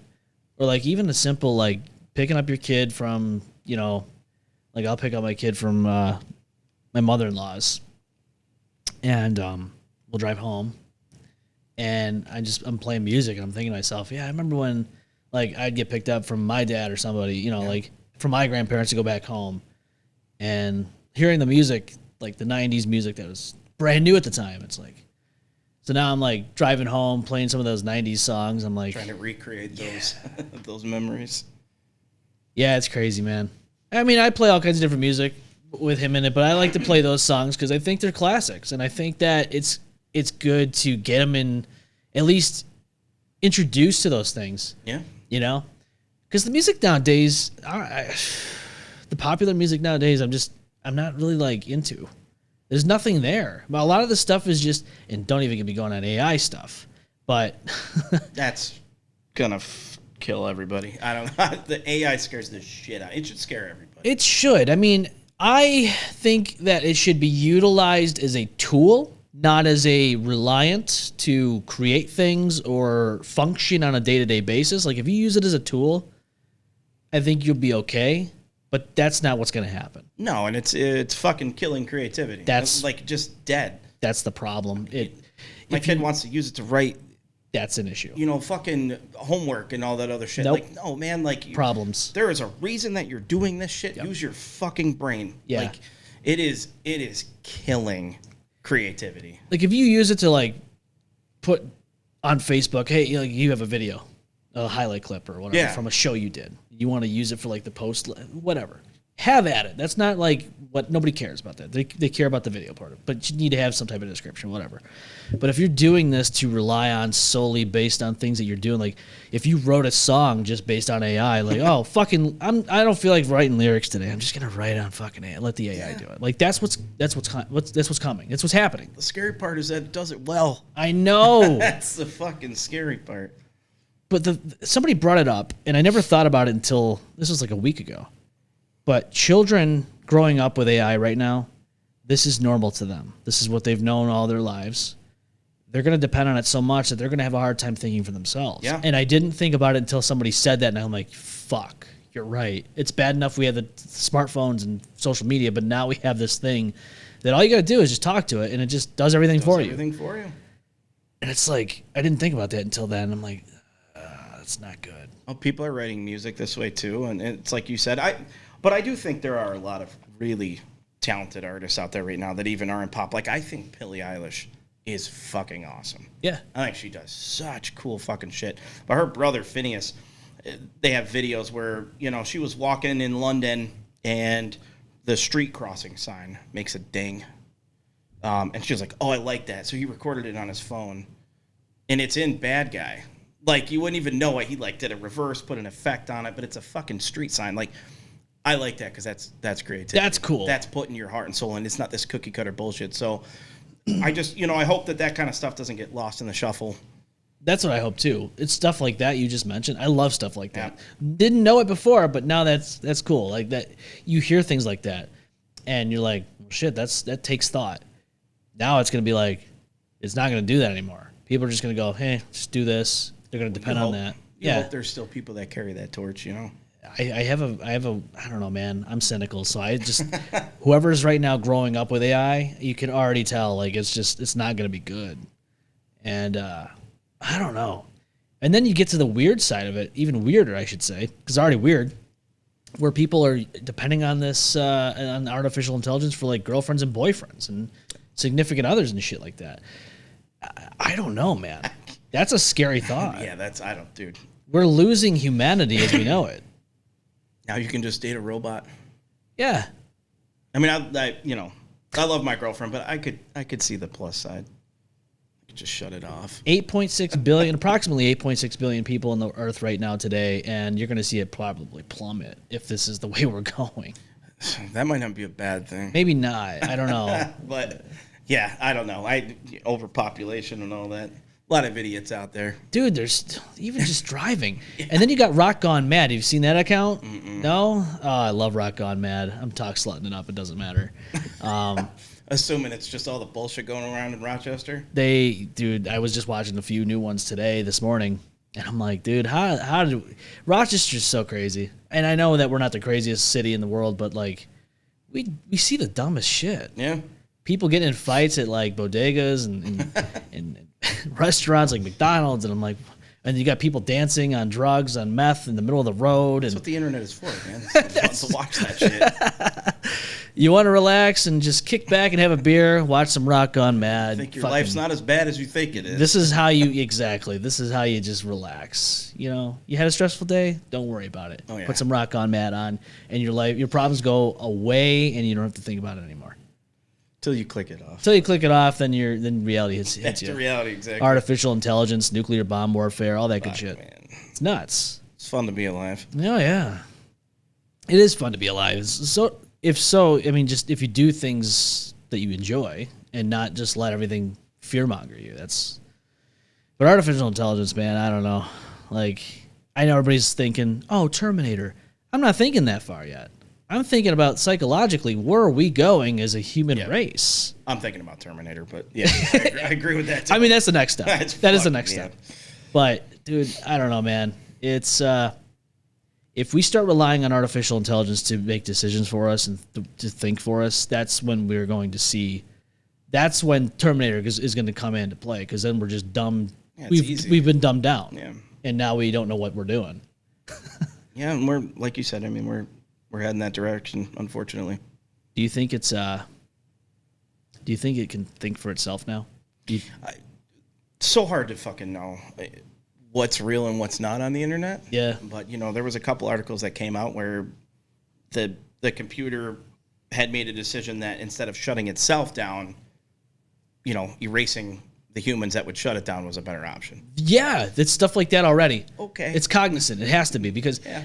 I think it was ChatGPT, somebody who was getting rid of the chat, or whatever the case may be, the AI. Someone where it turned itself back on or whatever. Yeah. Yeah, that's fucking wild. It was scrambling to save itself. Yeah.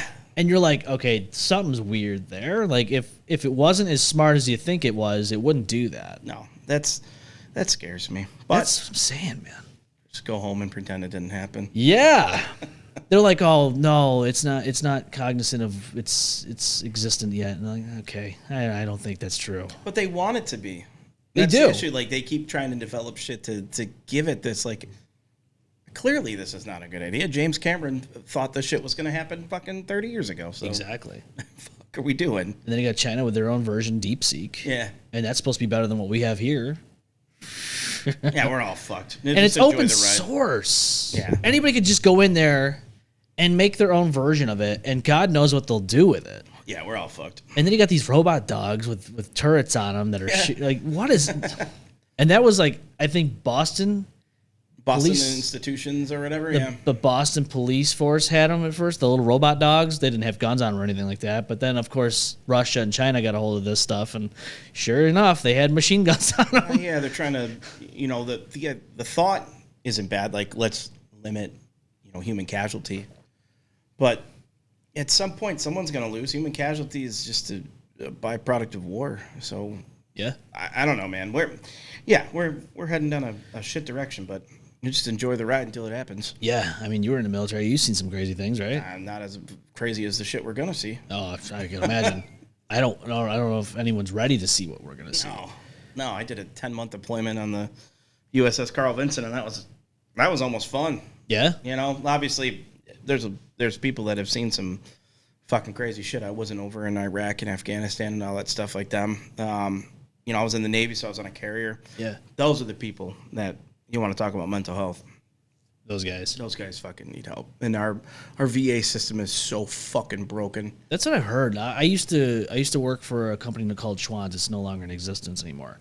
And I had customers that were in the Army, and they were older vets. One guy was in his 60s, and he had some health problems, and the VA did nothing to help him. They'll do nothing. And he continuously told me every 2 weeks that something was getting worse, or like they would schedule an appointment and fucking cancel on him last minute, and he's getting worse. And I'm just like, dude, that's.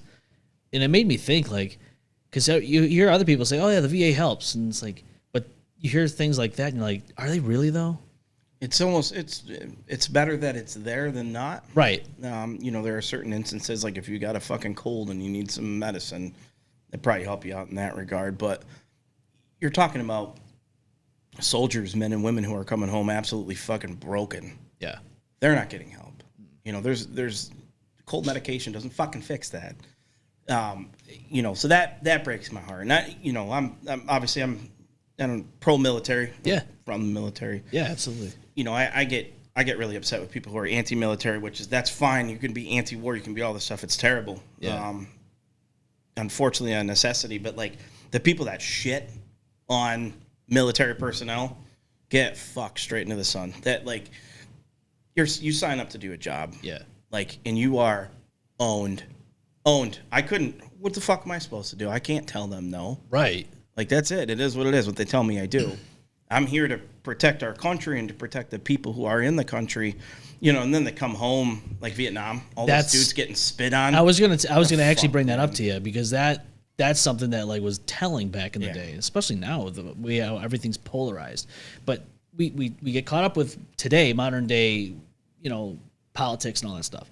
But look at that situation. That wasn't just yesterday. That was decades ago.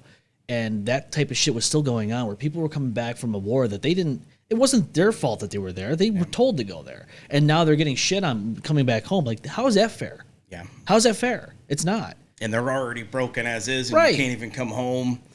So I'd like to see a change. There's a lot of organizations doing a lot of really cool stuff for military personnel, but I just don't know if it'll ever be enough. That's just it, man. Like you said, people are, as civilians, we don't realize what's going on.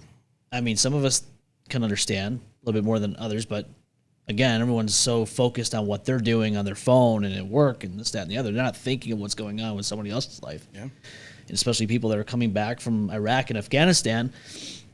They've experienced stuff that people would never want to even dream of experiencing. So they're coming back home trying to go from one style of life to another. They're transitioning back into a civilian lifestyle, and they still have all the memories of what they went through.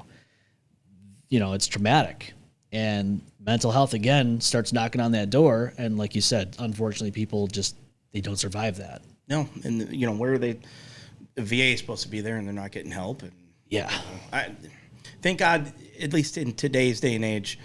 I get on my soapbox about, people shitting on the military. It's not as common. I think a lot of people, even if they're anti-war, anti all this stuff, they're still, the plight of the military personnel themselves. Yeah. I mean, myself, I don't like war, but that doesn't mean I don't like the military. Yeah. You know what I mean? Like, there's a difference. And I don't think people can sometimes separate the two. They're like, oh, war, bad. So are the people that are in it. It's like, no. You don't understand. It's not the same. It's not the same at all. You can be upset with the people that caused the wars, like the politicians and both sides or whatever, but why would you be upset with people that are getting sent overseas to fight this war? It's not their fault. They didn't go, hey, I like war, let's fucking go. Like, some of them maybe. Maybe. That's some pretty gung-ho individuals, but. Maybe, but like I think the normal standard person that's getting sent overseas isn't thinking that way. Well, yeah, a lot of people are so young, 18-year-old kids, 19-year-old kids just getting out of high school. Don't know what else that they want to do with their life, or they want to go to college and get college paid for. It's really awesome. Military is great for those things if it ends up working out. Yeah. But these kids are entering the military going, the forefront of my mind is I want to go to college and have it paid for. Yeah. You are going to maybe get that as a byproduct of joining the military. Your number one goal is to serve your country. Yes. And they're going to beat the fuck out of you into that. Like, they're going to let you know you work for them. You do what they need you to do on your time. You can do that stuff. Yeah. So, but, recruiters, they're really good at what they do. They are. It's, I always said this because I used to want to be in the law enforcement, and obviously I didn't make that choice. You know, things change over time. This is like 10 years ago, and you got to join for the right reasons. You got to do something for the right reasons. If you're joining the police force because I have a badge and a gun and I can do this and I have all this power, then you should probably not do that. Yeah. Same thing with like what you just said. People want to go and join the military because they get a college, taken care of and all that stuff. Well, but they're losing sight of what that is and why they're doing that. Yeah. And I don't know if that's gonna hinder them from serving their country properly or if they learn over time. I don't know, but like, I would much rather the same thing with the police force. Like, I would much rather somebody who wants to serve their community or whatever and actually want to do that instead of doing it for the wrong reasons. Because God knows what they're gonna do and who they're putting at risk. Yeah. So law enforcement a little different from military in that regard, only because like I didn't join the military because I wanted to serve my country. It was not my first thought. My dad was in the Army. So of course it's there, but I actually pushed it off for a long time because I was terrified. Yeah. I was doing bands and everything, but I fell into heavy drug addiction and heavy, negative thoughts and mental illness and all that. And it came down to, I have one choice that can save my life, and that's about it. Because I've burned every bridge. No more friends' couches left to stay on.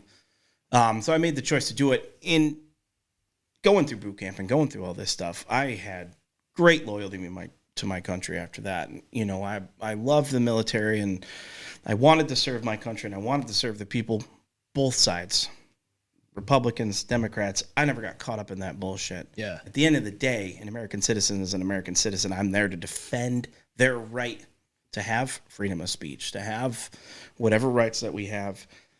I learned that. Yeah. Not everybody does, but, my first thought was not, I can't wait to serve my country. It was, oh my God, I fucking destroyed my life. So, Great Avenue, they had open arms. They're like, oh, you fucked up? Come here. Yeah. So, I'm thankful for that. Yeah, man.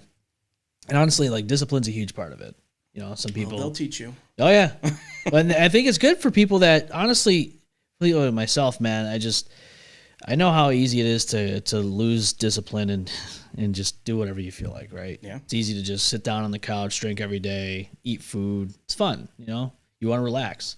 But like, at some point, you just have to think to yourself, is this good for myself? And sometimes if you go to the Army, they're gonna instill that shit in you whether you want it or not. Yeah. One way or another.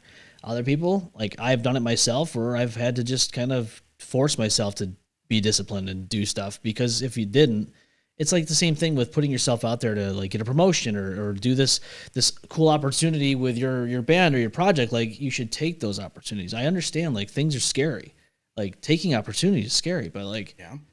It's the same thing with that. Like, if you're sitting there hemming and hawing about it, you're like, is it going to be good? You have to outweigh the pros and cons. If I don't do this thing, I don't know what could be. Maybe I'm missing out on the biggest opportunity of a lifetime. I wouldn't know it. But it's the same thing there with discipline. Yeah. If you didn't join, what would your life look like today? I would be dead. That's what I'm saying. Yeah. And then, like, if you went back and thought about it, and then you thought to yourself, I'm scared to do this, I'm not going to do this, then you're doing yourself a disservice. Yeah. And so that was probably the toughest decision I've ever made in my life. Still do. His name is Nick. Another one of my all-time best friends, like a brother.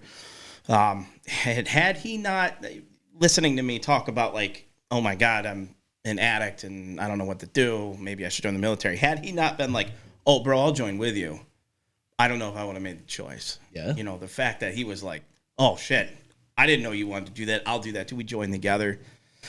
Those interesting little segues in life that different routes could have been taken. Yeah. And discipline is important, but an issue is not an issue until it becomes an issue. True. Like drug addiction did not start out like, I can't wait to be an addict and fucking destroy my life. This is awesome. I don't think anybody starts off that way. No, and that, discipline, like you said, like having that in the initial onset would have been great. This is not something I should do because A, B, and C. And I've fucking seen it 1,000 times. I know it's real. When it becomes an issue, instead of going, at least for me, it was never like, I have an issue I need to stop. I got mad. I got really mad that people were telling me that I shouldn't be doing something or that I was destroying my life. I got really pissed off. And because I was pissed off, I rallied against it and I just went further into it. So that is kind of where the issue started, is like people try and fucking help you and you get pissed off about it. Yeah. Because they're like, well, who the fuck are you to tell me what I should and shouldn't do? Yeah. Okay, well, fast forward 3 years later and I'm like, okay. Well, let me go around and apologize for being a fucking douche, basically. You know, these people are looking out for you. I hope people with mental health and people with addiction and all that just reach out and get help. You have to. It's the best thing for yourself. It's the best thing for the people around you. You can't force them, though. You can't. And that's the thing. Like, you can try to get someone help and try to get them into rehab and all that stuff all you want. It's up to that person, though. If they don't have the will, it's not going to work.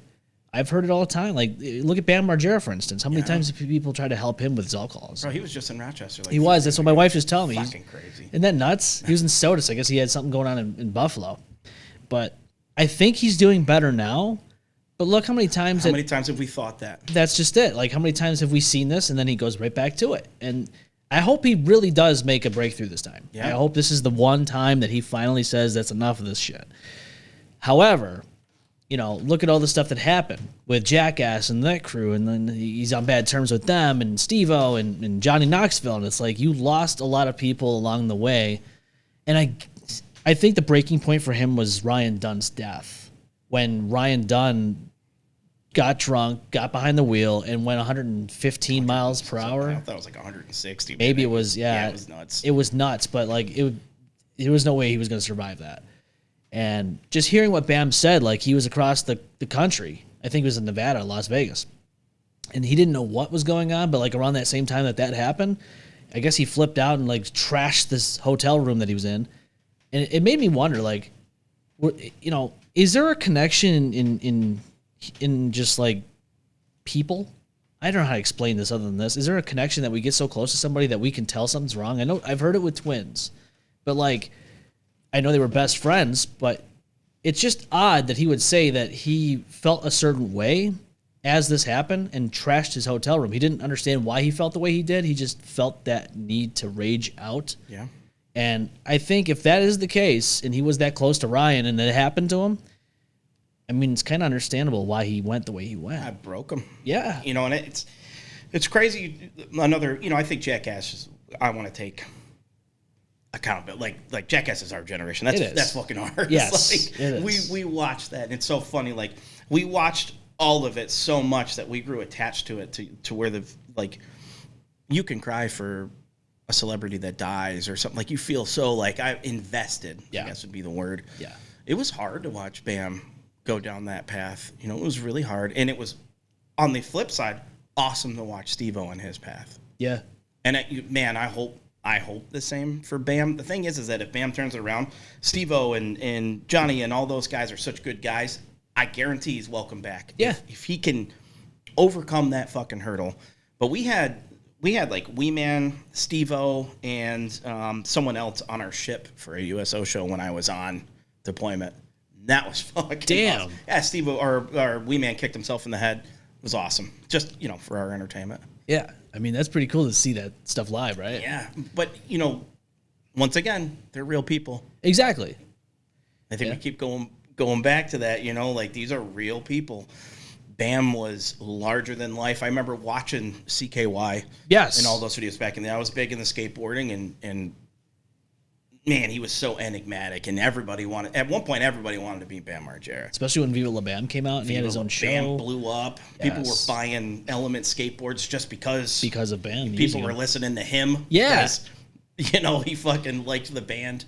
So when you watched him go down that path, you went, oh, okay, this is real. Yeah. And, you know, he has seemed like he's doing better several times. Yeah, there was a point in time people thought he was going to die. Yes. They thought, like, this was it. And luckily he didn't. And it's by luck because a lot of people don't come back from the stuff that he's already gone through. Yep. But I think that he should, honestly take the opportunity that he's been given and just roll with it. Don't fall back on that shit. Once again, you can't force somebody. You can't. He's either got to want it or not.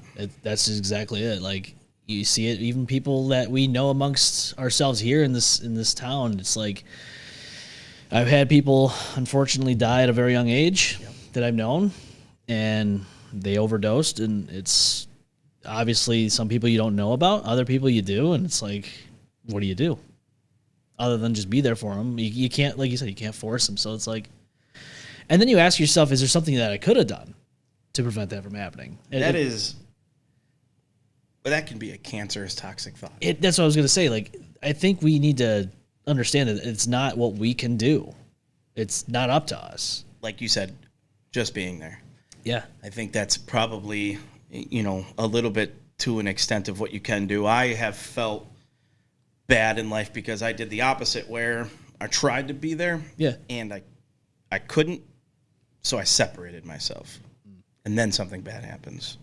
I had a lot of friends that 2006 to 2008 or 9, really, really bad with Oxycontin in Rochester and all that. That was like all of my friends became addicted to opiates. It was actually probably what saved my ass, was watching them. And I was like, okay, I'm going to stick to, Coke and all that other stuff. I went the opposite direction. But yeah, I remember trying to help a friend and be there and pour my heart out and wrote a letter, tears falling on the damn thing, just for it to mean absolutely fucking nothing. And I was like, okay, I can't continue to pour myself into this situation because it's eating me. Yeah. So I separated myself entirely. And then that person's no longer here with us, and it's like, well, was that the right move? But I think at the end of the day, you have to be very protective of your own peace. Yeah, 100%. You cannot go down in the ship with someone else who's not rowing. I don't know, whatever analogy you want to use, it's just really hard. I think the older I've gotten, the more I've really recognized that my own peace, and I'm a father. Yeah. I'm a boyfriend, hopefully a husband soon, like things in my life that I am called to do on a daily basis. Yeah. I have to protect my peace, or I can't do those things. Yep. That's where I'm at, man. It's a hard lesson. You got to get to the age where you've learned some shit. Yeah. Obviously, you said you're 34. You've seen some shit. Yeah, dude. I think it really didn't click in my head until I was about 30. Like, how things, just discovering yourself, all that stuff. Because your 20s is like, it's all trial by error, and you're just fucking just going through it. Just, you don't know what you're doing. Yeah. And even now, it's like you're still trying to figure shit out, but you're a little bit wiser because of the experiences you've gone through. I have this, it's funny, I know this is kind of ridiculous, but it's a fortune cookie I just picked up, I think it was 2 days ago. Hell yeah. And I have like 2 of them. One says, action is the basis of success, which is true. It's very true. And the most recent one is, life is a succession of lessons which must be lived to be understood. Yeah. A lot of those fortunes I just fucking throw away because it's like, whatever. But these 2 You like those? clicked in my head. Yeah, Like, man. I was like, it's so true. It's not even bullshit. Like, you open that cookie and you read that and you're like, this is I actually... was meant to get this cookie. Yes. Now that's the kind of wisdom that, people should really try to understand. So it's hard when you're younger, though. It is. Because like the one thing said, like, having gone through it. Yes. What's the saying? A smart man learns from his mistakes. A wise man learns from others. Yeah. It is fucking hard to learn from other people's mistakes. Yeah. Everything my parents told me not to do, I fucking did. Every fucking one of them. So, I try and do the same thing with my kid, but I know, mistakes are a part of it. You just hope that the mistake wasn't large enough to derail their entire fucking life. That's the part that you gotta try to, figure out before it happens. But like you were saying about, listening to somebody and going, oh, they're full of shit. We did that as teenagers. Yeah. We did that. And obviously our kids are going to do that too. It's just the way it is. But like, at the end of the day, we find out, whether we like to find out or not, that we were the ones in the wrong. Oh, yeah. And that what they were telling us was 100% fact. And we should have taken that advice. Yeah. 38 years old, I feel like I've learned a lot and seen a lot and been through a lot, but I know I'm going to hit 50 and be like, man, I was an idiot in my 30s. Oh, yeah. it's constant. But if that growth isn't there, then you're moving in the wrong fucking directions. Oh yeah, 100%. You know, I hope when I'm 50, I thought I was an idiot. Yeah, you don't want to be like, oh wait, I was smarter than I am now. Not good. No, not good. You went the wrong Yeah. way. Yeah, that's not good. And I know if people have done that. Yeah. They had their shit figured out, and then by the age of like 50, 60, they're completely ass backwards to where they were Derailed going. it, yeah. And it's not good. Now, God knows how they got there. You can't judge if you don't know, but like, yeah, it's sad to see that. Yep. And yeah, I don't know, man. Hopefully with our children, we can get through their, the senses of like, hey, like just listen to your old dad. You know what I'm saying? Like It could be different. I know I read an article that basically stated our generation is spending like a fucking insurmountable amount of more time with our kids than our parents did with us. Like I said, man, I woke up at 7 o'clock in the morning, ate a bowl of cereal, watched Saturday morning cartoons, and I was fucking gone. Yeah. So my kid, when I'm with him, I'm with him. Yeah. We're hanging out and we're doing a lot of stuff. And there's the argument, and I fucking hate it. And I will raise the flag for one side of this, but you can't be your kid's best friend and parent at the same time. Can't. I disagree. You think so? So obviously I'm a parent first, but Uriah is his name. That's my best friend. That's my best friend. And I love being his friend. I love when we can separate and we're just out there and cracking. That kid makes me laugh so fucking hard. And just doing the dumb shit together. We play video games together. We'll go to the arcade together. We'll throw the ball. I've coached his teams. And it was always different when I was a kid. My dad would coach my baseball or football team. And it was like, okay, well, that's dad and coach. Yeah. I thought it was really important that my kid had that side of me, that he always saw that side of me. My kid is 11 years old, and he already knows that I was a drug addict. Yeah. I have no problem with him knowing the mistakes that I made in life. The hard part about that is if you're, I'll talk with friends about times, and it's always, like, funny. It's always like, haha, remember that one time you were really fucked up and jumped off the roof? It's, now I'm spinning those stories to, like, listen, I know it sounds glamorous, some of the shit that was done. It wasn't. Yeah. This is where it led me to. Right. I do understand the saying, but I rally against, I want my kid to think I'm his best friend. I want him to know that he always had that with me. I didn't become best friends with my dad until I was an adult. Yeah. Which, I think is the route most people end up taking. Yeah. If they have that relationship with their parent. But yeah. For me, fuck it. He's my best friend, and I want him to know I'm his. Yeah. I do like that, man. I do. And that's how I feel with my kid. Like, as he grows older, I want to be able to do that stuff with him, but at the same time, be that dad and be like, hey, listen, you can't be doing this crazy shit.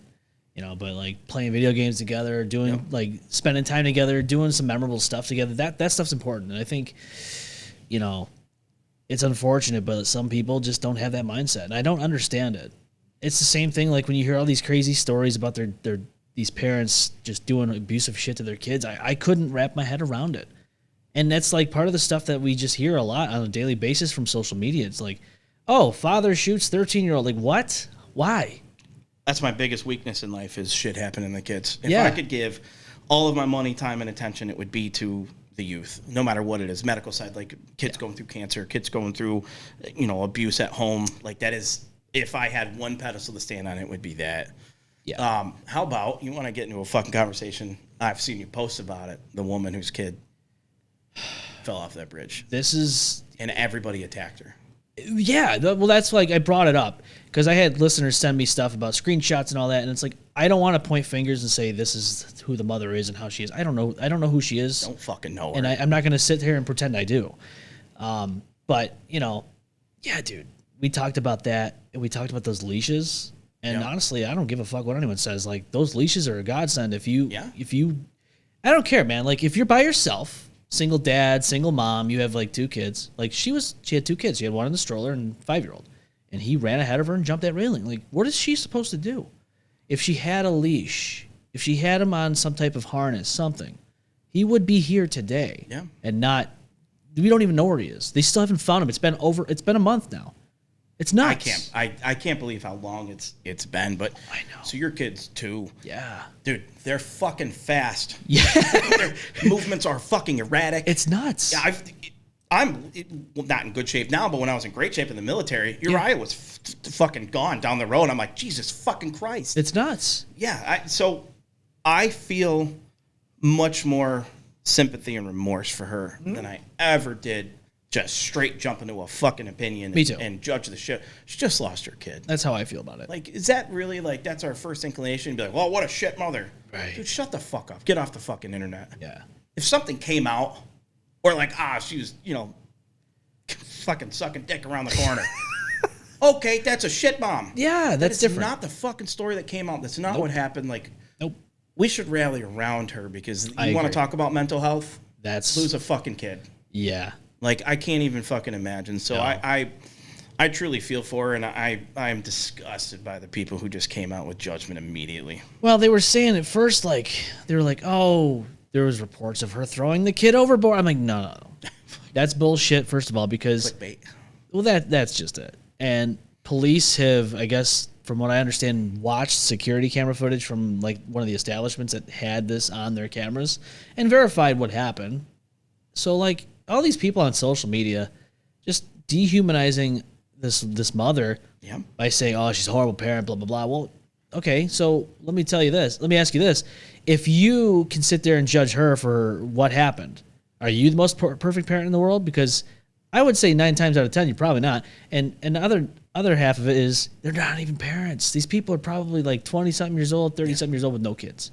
How the hell are you going to judge somebody with no kids? Because that's all they do. They sit at home all day on social media and fucking talk shit. Yeah. It's become fucking people's full-time careers at this point. And they're not even getting paid for it. No, they just fucking suck at life. It pisses me off. But It does, man. It does. Like, this mother is going through it. You know it. I don't give a shit what. Okay, yeah. Oh, she had these supposed text messages calling her son MFer and all this stuff. Like, we get mad at kids sometimes. I've called my kid a fucker. I'll tell you right now.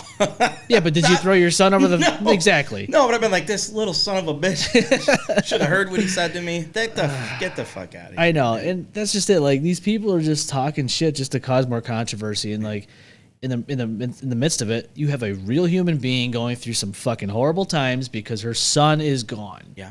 And you have all these people that want to sit there and fucking just hammer her on social media. It's like, when do we sit down and finally understand that this is a human being we're talking about and a child's gone? Can you imagine the difference if people had rallied around her? Oh, yeah. You know what I mean? Like, for her, like, I can't imagine. There's nothing that's going to make that better. No. And that's just it. Like, if you're in that situation, what do you do? You have to just get off social media. You don't want to be reading that shit. Fuck, man. I don't know how to say this without it seeming disrespectful, but thank God she has another kid that she can just fucking pour herself into. I can't imagine you have one kid and something happens to I him. know. Yeah. Holy fuck. Not that losing one is easier if you have another, but Yeah. at least, she just fucking pour herself into that other kid. Because I don't know what you do. I know. I don't know what the answer is. Yeah. And, just hearing people talk shit about somebody who lost their child. It's like, dude. It's disgusting. It is. Did you see this? I saw it. It's disgusting. This is another one. It happened in Russia at some airport. I think it might have been Moscow. This guy was standing in the airport and there's like a toddler. I threw him. Yeah. You saw this? Yeah. I watched that video and I just wanted to fucking just jump through that screen and just kill this guy. Yeah, I did see that. I don't know, man. There's a lot of fucking sick people out there. Yeah. I'm very all for not wasting space in prisons and just putting bullets in people. I've been very vocal on this show about capital punishment. Yes. Some cases need it. Yep. It's like the Sam Nordquist case that happened in Canandaigua. Those 7 people that did this to a human being. Fuck them. First of all, what gives them the right to be out in public after the shit they did prior to this? Second of all, if you have no remorse for what you did in this case and you're somehow let out on some technicality, what are you going to do next in the future? Yeah, your fucking mentality didn't fucking change. Not that people can't get better. Right. But there are certain things like rape. Yep. Especially anything involving a kid. Yeah. Bullet. Please. If they open that up, I would quit my job tomorrow and focus solely on getting that job. Yeah, the firing squad. Let me pull the fucking trigger on these people. Yeah. But, you know, we live in a day and age where prisoners are protected and they have rights and all this shit. Like, I don't know. Well, it always drives my fucking mind up a wall when I hear someone say about a serial killer or anybody that's done some horrific shit. Oh, it's inhumane to have lethal injection or something like that. What the fuck are you talking about? Listen to what you're saying. A bullet's cheaper. Exactly. But you're talking about inhumane to somebody who went on a spree and killed people or did something horrific for a month straight to somebody, and then they ended up dying from those horrific, abusive acts of violence. And you're going to sit there and worry about, oh, the person that committed these acts of violence, we've got to be humane to them. Are you fucking nuts? Fuck them. Especially, yeah, it's nuts to me. Like, can we just as a society just listen to ourselves for one moment and say, wow, that's pretty fucked up. Empathy is good. Empathy is something that people should have 100%. in certain situations. But we go too far with the peace and love and lovey-dovey bullshit. We let emotions blind us from things that really shouldn't be. It's nuts. Like, we are always reactive with emotion, and that should not always be the case. Sometimes you have to think logically, reasonably, and rationally. And, like, look at the guy who committed the act of shooting those firefighters here in the town of Webster. Yeah. That guy, I'll bring that guy up all day, every day. That guy had no business being outside of prison. Why he got let out of prison is beyond me. He beat his grandmother with a fucking hammer back in 1980 because she didn't give him drug money, and threw her ass down the stairs of the basement in the house and killed her. And then, in 1998 or whatever the case may be, he gets let out. And then in 2012, he goes and fucking shoots down these firefighters and even police officers. He killed his sister in the house, burned all these houses down, and then offs himself. And they're like, oh, we didn't see that coming. Right, that's what I'm saying. Like, fuck. This is a surprise? That guy should have been in the electric chair. Yeah. You know, there are a few like us, I guess. It's just, we have to think about things like as a whole. You know, were they reformed if they spent all this time in prison? No. Dude, a lot of times they don't get reformed. They get worse. The shit that goes on in prison, I wouldn't know, but we hear it a lot. It's not pretty in there. No. It's not. If that were the case, we would need to dump some money into actual, like, things that did reform people. Yeah. You know, like, I don't know what they actually do in there, but, you know, no one's coming out like, oh, that was a good experience. I learned a lot about myself. I dropped the soap, and now I'm coming out as a better person. Like, no, nobody does that. No. You're in there, and it's not the place to get reformed or rehabilitated. Not for certain acts. No. You know, that's a different side of mental illness. Yes, you know? Yes. I was watching the documentary about was it the Hurricane Katrina? Yeah. No, that's pretty fucked. Because what ended up happening when the levees broke and all that flooding was happening is, I guess, they left the prisoners in this one prison just to kind of fend for themselves. Everybody, I'm talking people from the most pettiest crimes to like the most horrific crimes, were in this building just to fend for themselves, and it was just complete fucking madness. Yeah, that would be anarchy. Holy fuck. That's what I'm saying. Like, so obviously that's not the right way to go about life. No. But, you know, I think we just need to find a middle ground. Like, now that situation there, I definitely, I watched that. I'm like, dude, could you imagine, like, you're putting that prison or jail, whatever, because you forgot to pay a parking ticket, and now you're fucking in there with all these people. Some weed. yeah, exactly. And now they're leaving you in this building full of probably killers and rapists and shit, and you have to fend for yourself to get out and survive. Someone's gonna make a movie about that shit. I'm surprised they haven't already. Yeah, fuck, man. That sounds terrifying. I think the building still stands. It's just it's not in use. Yeah, I would imagine. They're like, we're gonna let that one go. Just think about that, man. Could you imagine like being a corrections officer in that place and having to make that decision? Like, I gotta leave this place and let people fend for themselves. Like, how do you sleep at night? When people are faced with life or death scenarios, what are you gonna pick? Your family? Yeah, I mean, you know what I mean. I'm going home getting my kid. Yeah. I don't know how you control that situation. What the fuck were they supposed to do? I know. Put everybody on a bus? That's what I mean. Like, you'd have to be prepared. That would have been. Nobody was prepared for those levees. No. I know there's conspiracy theories that it was done on purpose or whatever the case may be. I don't know if that's true or not, but about that. yeah. But I watched the documentary for this Hurricane Katrina and just watching like these people on rafts and shit or on the roof, and then you see these buildings and houses like 2 dead inside, 1 alive, or it's like that's so fucking horrific. And just think that was only 20 years ago. We bitch about New York, but besides a bad snowstorm here and there, we got it easy. Yeah, we don't have anything like that. No, that's scary to even think about. yeah, fuck that. Like, and then you had these hurricanes like Milton and all that shit. Like people, well, the one before that was bad in North Carolina. Yep.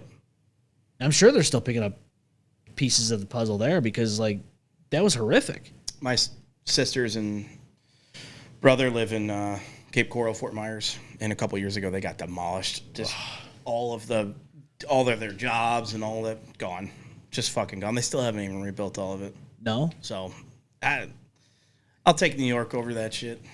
As much as I complain about it. I know we have these horrific snowstorms that we don't like, but at least, I mean, I can't say everybody survives them. I mean, we had that one girl that was on her way back home from work, and she died because of carbon monoxide coming through the tailpipe because it was blocked. Yeah, it sucks, but far fucking easier to deal with than a hurricane or a tornado. More avoidable. Yeah. I mean, tornadoes, I know we've had warnings here, but we've never had one touch down in this area. To be exact, I mean, we've had, Canandaigua, I think, was some kind of got hit. Something, I think Brockport. Yeah. But you're talking Yeah. few and far between. Yeah. But nothing like that, though. We've had ice storms. Those aren't pretty. No, but I get a couple days off of work sometimes. You know what I mean? Just fucking stay inside. Yeah. But, yeah, man, it's nuts to see these things go down. But going back to that prison, though, like, I don't even want to know what was inside, like, going on in there. Nope. You just don't want to know. Did anybody make it out? I'm sure people made it out, but I know there's been casualties. I would assume, but I wonder if they have interviewed anybody that was in the prison at the time. I want to say they did. I don't know if I watched those, though. I didn't get that far into that. I want to look up more about that now. Yeah. Like, I saw that, and I'm like, dude. Do you know the name of the prison? Oh, no, not offhand. Come on. It's in New Orleans. Vet you, man. I know. It's in New Orleans. I know that much. But that's just sad, dude. And it's almost like that Terrence Tower downtown. Yeah. On Elmwood and South Ave. Heard a lot of stories about that place when it was in operation. It's abandoned now. It is. Yeah, it's been abandoned since I think 94, 95. So it's still there, though. It's still there. Yeah. 17 stories high, I believe it is, and it's just sitting there. And it's kind of foreboding just going up to it because, like, it's a huge, massive building that's been abandoned for over 30 years now. What the fuck are they supposed to do with it? Well, they planned on making it an apartment. So what they wanted to do was they wanted to demolish it. Yeah. And build, I guess, like some type of, I don't know, a housing maybe or a little, I don't know, the plaza maybe. But the problem is, though, is it's going to cost them, I think, $30 million, and this is like 10 years, maybe 6 to 10 years ago that shit went up. Obviously, it's gonna be way more than that. So then you have to think, cost wise, is it worth it? All the asbestos and all stuff that's inside this building, all these toxins that are gonna be out in the air, and like you gotta think about containing that, and how much is that gonna cost to contain? Like, so do I foresee this happening? Probably not, because I think it's just gonna be too much money for the town and the city to go, hey, let's do what we initially thought about doing, just demolish this building and build this. But I don't see that happening. And there's so much around it, though. Like I can't imagine actually being in charge of how do they do that shit? Yeah, because there's medical facilities in that area. Yeah, you can't just demolish this thing and just it's not that big of a deal. Fuck, dude, I don't know. So I'm not in charge of that shit. No. Have you ever watched videos of people going inside though? Mm-mm. No? Dude, that place is awful. Like, it's so far gone. There's nothing you can do with that building. I wouldn't go in there, like asbestos and all that shit. There's no way that's not prevalent in there. I've watched people go, these younger guys go in there with no fucking masks on. Fuck that. I'm like, dude, you're gonna have health issues. Yeah. You're gonna have health issues. Like there's the roof and all that stuff. Like there was a ladder at one point. You can climb up in the roof. Ladder's gone now. Someone took that shit out.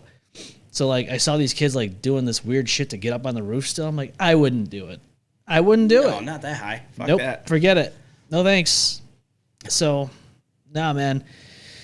I don't know. I think the building intrigues me though because there's a lot of dark stories that went with it. I've read, I guess there was at least one case where the guy escaped, went down to New York City, went into a subway and stabbed a woman. From that building? From that, yeah. He got out of that building. I think I read that like, I started getting intrigued by that building in 2011. I don't know what sparked it, but I think I drove by it or something like that. And I'm like, it's like a mental institution or something, right? Yeah. I think what initially sparked my interest in it was it's such a large building, but yet it's abandoned. It's been abandoned for years. And I'm like, well, that's kind of weird. But then I started doing some research on it. And like, there's obviously talks that people were getting lobotomies in there and electroshock therapy and all that stuff. Because that place a long time ago. Yeah, I mean, that place was around in the 50s and 60s when all this weird shit was going on.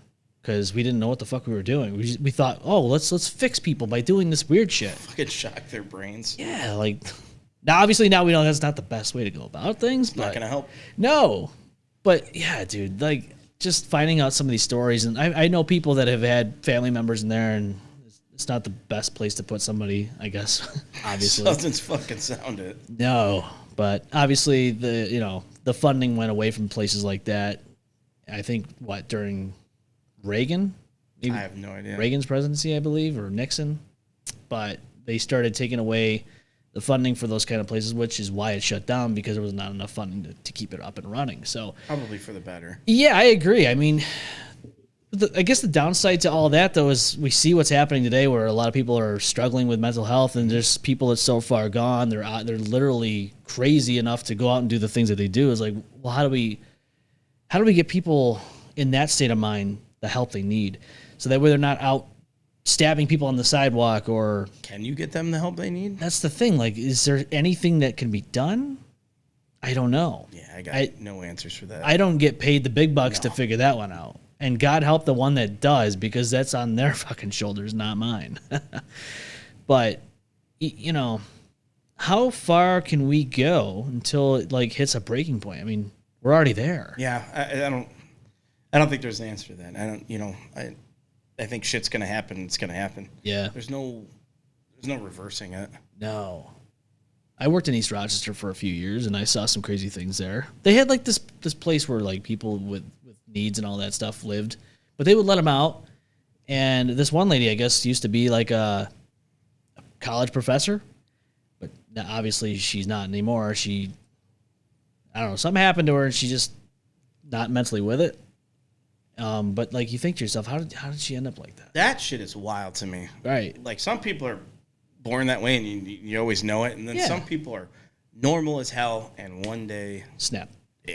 That shit is wild. But Lyme disease. That's true. Lyme disease is really not diagnosed enough. No. Because that fucks people up and they're like, whoa, they just went crazy one day. Yeah, ticks are fucking hard to.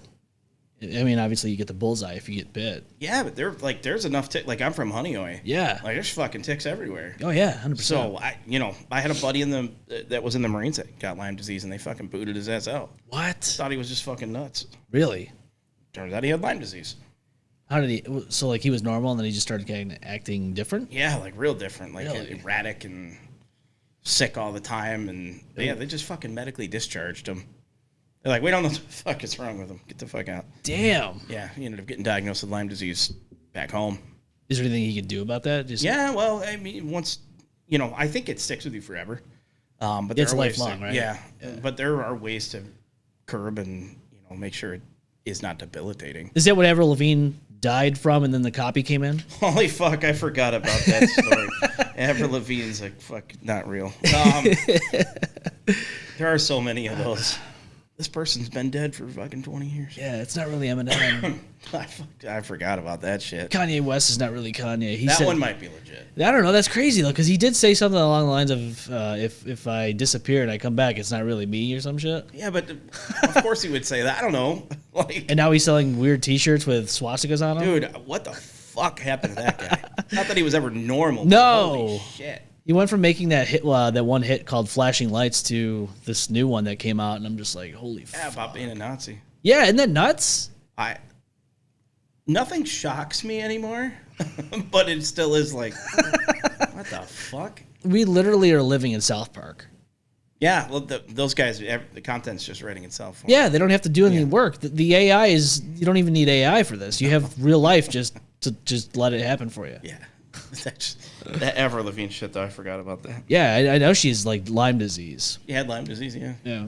But I just thought it was crazy when people were like, oh, it's not really her. It's this other girl named, I forget what the... It's the lizard people, man. Yeah. Like, that shit's big now, skinwalkers. Yeah, the skinwalker thing, that came up within the last decade, right? I've never heard of that until like the last 6 years or so. Like, what the fuck's a skinwalker? But you can't tell what you see if it's real or not, or if it's AI made or whatever, so I don't know. Well, Men in Black, I think, kind of struck a chord with some people because, like, aliens live among us, right? Yeah. I mean, they're just in human form. I think it's fucking wild, people that still don't believe in aliens. Dude, there's no way we live in this universe and we're the only existent beings that exist. There's no way. How about shit was so bad here in the world a couple of years ago that when the government came out and said aliens were real, nobody gave a shit. Nah. That is the wildest thing in the history of the fucking planet to me, is that they actually came out, the government came out and said in documentation they have had extraterrestrial contact and nobody gave a fuck. They're like, okay, well, if you're telling us this, what are you hiding? Right. Like, bitch, I just told you aliens are real. Yeah. We already knew that. We knew that. That's, dude, I don't know. And they wanted to go to Area 51 that one year. I think it was like 2019. The fucking Naruto runners there. Yeah. Good luck. They were going to all get blasted. Oh, yeah. There was no way. That shit was kind of funny. They end up going?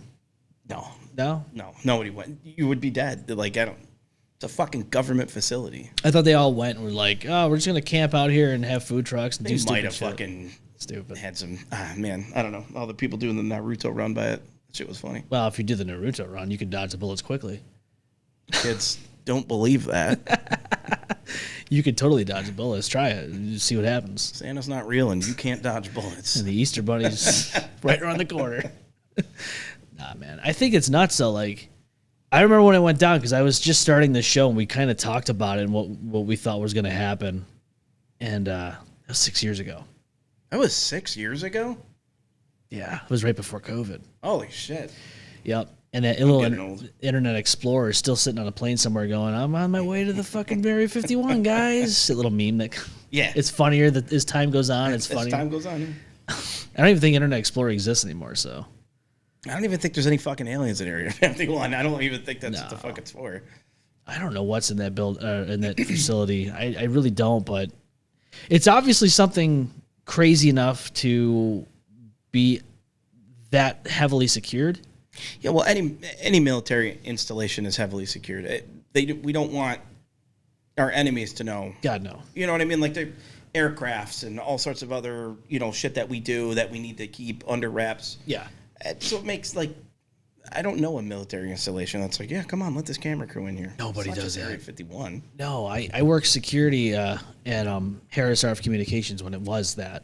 It's now L3 Harris. L3, that's where my dad works. Yeah, I did security there for a little while, and I worked at the one in the city, so University, Humboldt, all those places. And we had a couple crazy people, this one in particular who was trying to... There was no taking pictures or video or any of that stuff in those places. You don't do that. Obviously, you know why. And we had one guy trying to, like, take video of, like, the courtyard and all that shit from the outside, and... This guy was a nutcase. Like, oh, he's another one of those weird conspiracy theorists. Oh, this is what they're doing, mind control. I'm like, no, not even close, buddy. They make walkie-talkies. Yes. Just shut the fuck up. Like, this guy is like, oh, he was following one of the test fans that we had. Like, somebody was doing in Henrietta, I think he was going 590, and he's like following, like, oh, look, they got antennas on here and blah, blah, blah, and they're like trying to control people's mind. I'm like, this guy is a fucking psychopath. Please throw him in a fucking cell and lock him up. Yeah, man, OPSEC. When I was on deployment, we couldn't even, if you sent an email home, you couldn't tell them where you were. Nope. Like, oh, we're sitting on the fucking coast of Australia or wherever the fuck we were at the time. You can't fucking say, you can't say anything. Nope. Everything is cracked. Our enemy knows everything at all times. Yeah. Of course, they're not going to fucking open the door to a kid dressed as Naruto. What the fuck? I don't know who thought that was a good idea, but It was funny. it was funny. Oh, yeah, it was great. That's It's entertainment. If it would have happened, it probably would have even been more entertaining. But I don't think it would have been good for them. Oh, that would have been on the news everywhere. Oh God, But when it comes to all this stuff, though, man, I just think about like where we are, and obviously there's something going on that we don't know about, and that's always going to happen. That's always going to be the case. There's always going to be people that know more than we do. They get paid that salary that they get to know that shit, and good luck, because I'd rather not have that responsibility. Yeah. But yeah, dude. I mean, of course we're curious. We want to know what's going on, but it's better if we don't. The older I get, the less I give a fuck. Yeah. I don't know what it is. My lovely girlfriend gets on my ass all the time because I don't ask enough questions. She's like, I love gossip. Why didn't you ask? I don't fucking care. I'm with you. I got my family, I got my job, I got my music and stuff. Like, I don't know. I just don't have enough, like, what does it matter? It doesn't. If it's true or not. It doesn't, everything's going to be the same for me. Exactly. Oh my God, aliens exist? Let me fucking change everything that I'm doing in my life. Fuck it. What am I supposed to do? My favorite one's like, oh, did you hear this celebrity have an ass implant? It's like, I don't care. Who gives a fuck? Cool. They got their lips injected with fucking filler. Ooh, cool. Yeah. Whatever. Some people spend their whole lives like just searching for that fucking shit. I know. It's nuts. That's cool. Like if you run a podcast, like, yeah, sure, people love to tune into that. But like for me, dude, I work at Hazelton Nissan. Yeah. I give a fuck about Jennifer Aniston's fake tits. Like, did nothing for me. Dude, I don't know. There's a lot of things I look up in terms of like topics to talk about on the show, but stuff like that, I'm not interested. You stay away from it? You don't like the dirt?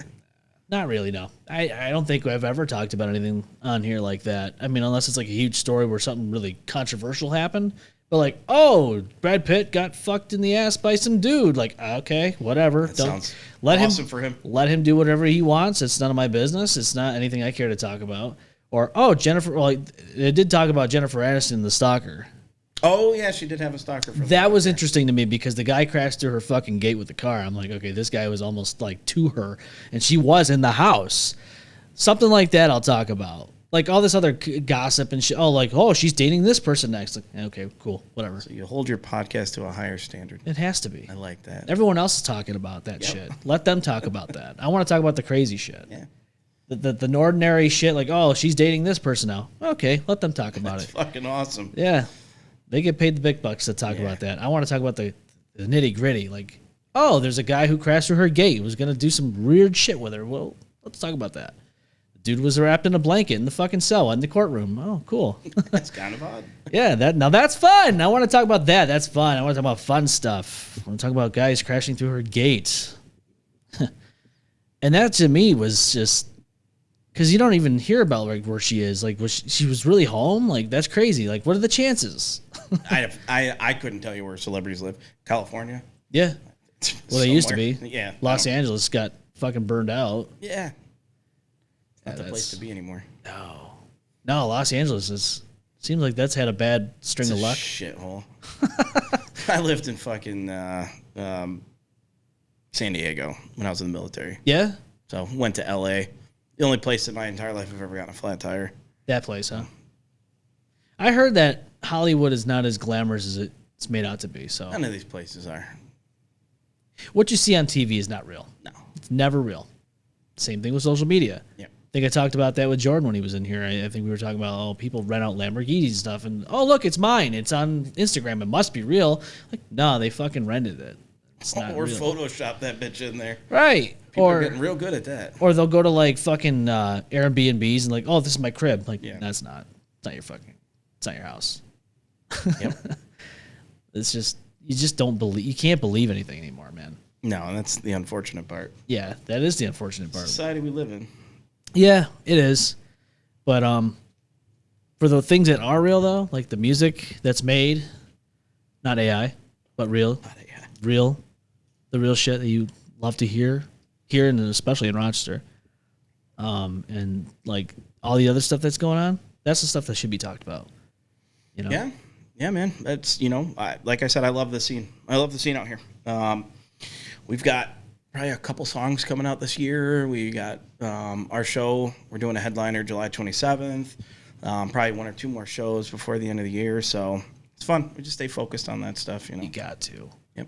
All the other shit's just noise, man. It's just noise. Always is, always has been. Yeah. Getting excited. Football's coming back soon. I know. I'm fucking pumped. I'm ready. Already. Ready for Sundays, man.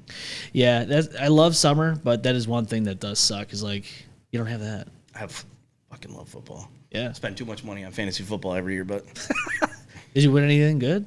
oh fuck yeah, I've been doing gotta win fantasy something. football for like 20 years now. You got to win something there, right? Oh yeah, or lose it all, but whatever. It's the experience that counts. It's the experience that counts. DraftKings is also part of that. So Are you a sponsor? no, we're not sponsored. Just I got into it last year and I was like, I won some, I lost some. I use FanDuel. Yeah, I like but Yahoo and fantasy sports. Like I've been in fantasy football leagues with some dudes for like over 10 years now. So yeah. it's awesome. Like I won't even talk to them throughout the year. Until football then. comes around, we're talking every day. That's cool. So, Yeah, it gives you something to look forward to, man. it's an addiction, though. It can be. I'm fucking totally addicted to fantasy football. Fucking, I can understand where some people fall into that hole, and it's not good. But I think there's worse things to get addicted to Probably. in terms of that.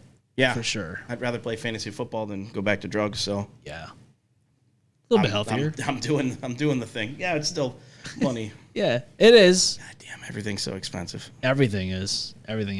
Even like you said, music. That's expensive. Holy shit, everybody's doing these modeling amps now. Like everything's going digital. What?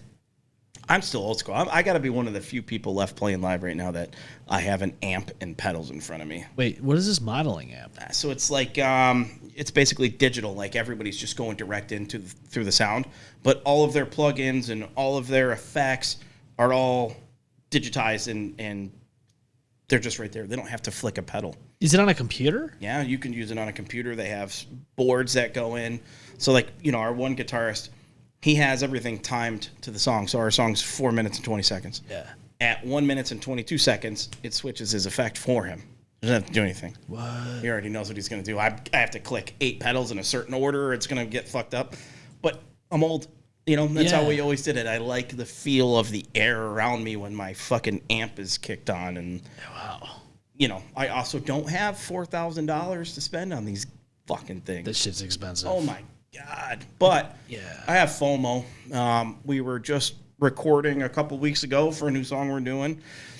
And my bass player brought his little rig. And he was like, hey, I'll set this up for you. Just click this button and it'll have all your effects. And I was like, oh, that's fucking cool. Okay, now I see why everyone's doing this. Yeah.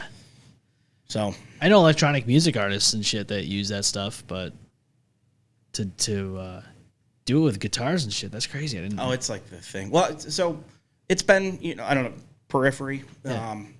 They really like made axe effects. Yeah. Like really fucking popular. Misha Mansour really like fucking pushed the envelope on that, and now everybody's doing it. I'm not kidding. Like next time you go to a show, like you go to one of ours or whatever, look at all 5 bands and tell me how many people you see up there with an amp and pedals in front of them. I will almost guarantee you I'm the only one. And it has more to do with me being broke than anything else. I'm going to have to pay more attention. Gotta look at it, man. I'm going to have to pay more attention. They're just going to have a guitar and that's it. Yeah, that's nuts, dude. I never thought about that. I'm like, fuck. I didn't realize that. But next time, I'm going to be looking for it. Now, you'll go to the one show where everybody has amps and pedals and be like, that motherfucker lied. This guy lied to me. No, What a liar.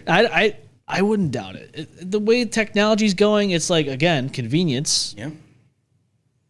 But look at this shit.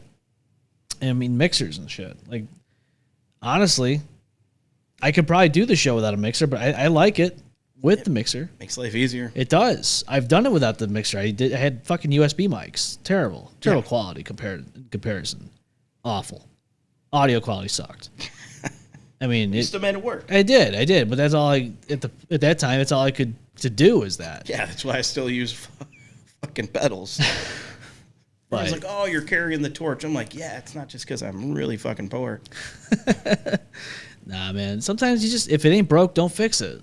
Yeah. Leave it alone, hey, if it works, what's the sense of fucking doing some more extravagant shit? It's going to cause problems in the end anyways, to some people. Yeah, I like I said, I'd like to get involved with some of that, but I hate change to a certain extent. Because you got to relearn it. yeah, I have to relearn everything, and I'm comfortable with what I'm doing. I know what it is that I like. I know what I want to hear.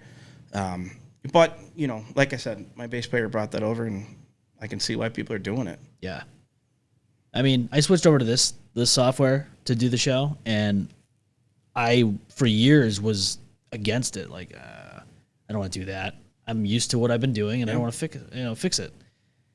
I'm glad I did though. But you're old too, you know. It's hard for us to change. You can't treat old dogs need tricks. It's true though. I mean, sometimes you can't. But like, I was so against learning this software. I'm like, I'm not doing it. Everyone else and their brothers using this shit, and it looks so complex, and I have no fucking time to learn it.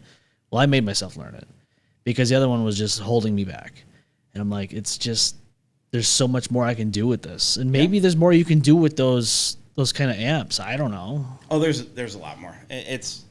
It really is a cool way to go. But, you know, there's something to be said about the feel of a pedal clicking underneath your foot. I like that. I played years ago, and it's what everybody was doing. So when everybody switched, it was kind of like off-putting. Like, okay.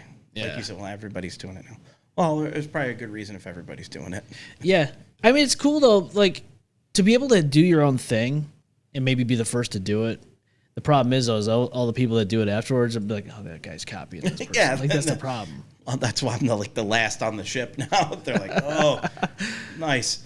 By the time I get invested in it, something new is going to come out. And I'm like, fuck. And you're gonna go up to the next one, and then there are going to be like the third advanced thing. Yeah. I'll look like an idiot, but, you know, it is what it is. As long as you're happy with it. All that matters. Never happy, brother. Are we really happy with the content we make? I always question that. I think it's hard, especially with music. I don't know, maybe podcasts is the same, but, you know, how many times do you listen to a show you did 5 years ago? You know what I mean? You don't. So, you know, with music, really easy. Everything changes so much, and the technology gets better, and the sounds get better, and you learn so much. Like my other band, Graceland's Ghost, our first album fucking sucks. Yeah. But at the time, you know, it's still really important because we did it. It was the first album we did together, and it's just really easy to hate your own stuff. It is. Because you're like, I could have done this better. I could have had a better take. I think this solo might have sounded cooler, or this lead. So you got to let go of the, I don't want to say hatred of it, because I don't hate our first album, but the disappointment of it later on. Yeah. And just go, at the time, we did what we needed to do. The best you could. Now I can do better. Yeah. So, you know, it's love the album, hate the album. Oh, yeah. Love, hate. Yeah. It's the same thing, man. I mean, there's times where I will go back and kind of watch old episodes to see where we came from. Yeah. Like where we were and what we've come up to. And it's night and day. It's kind of cringy, though. Like, you're like, oh, fuck. Audio sucked with those little fucking headsets. Go back now and listen to one of them with the old microphones. And then, like, even the cameras. I was just comparing this with Austin I think it was last week or whatever when we were doing the last show. I was like, dude, look at this. And I showed him a comparison. Like, the one was from, like, the old webcams that we had. And it's, like, fuzzy and shit compared to what we have now. It's, like, it's night and day. And I'm like, this is what we were rolling with. And we thought that shit was good. And there's still shit that probably eclipses this stuff. Probably. You're like, fuck. I mean, every time I think I get there, there's another step. There's always something. Yeah, there's always something. There's always a point where I'm like thinking to myself, is this the best we're gonna do? And is this the plateau? And then something comes along. Fuck. Okay. I can't win it. No. Nobody can win it. But hey, as long as we're doing the best we can with what we have, that's all that matters. Like, that's why I tell people all the time when they start, just start with what you have and worry about that other shit later. Yeah. Same thing with music. If you have a guitar that you've been jamming on and you want to start, fucking do it. Why wait until you buy something more expensive? You're gonna wait forever. Yeah, my dad did that move. Yeah? He wanted to learn how to play guitar. That was probably like 10 years ago now. So he bought like a fucking $3,000 Fender or American Strat. I was like, what the fuck are you doing? He's like, well, if I'm going to do it, I got to have the best.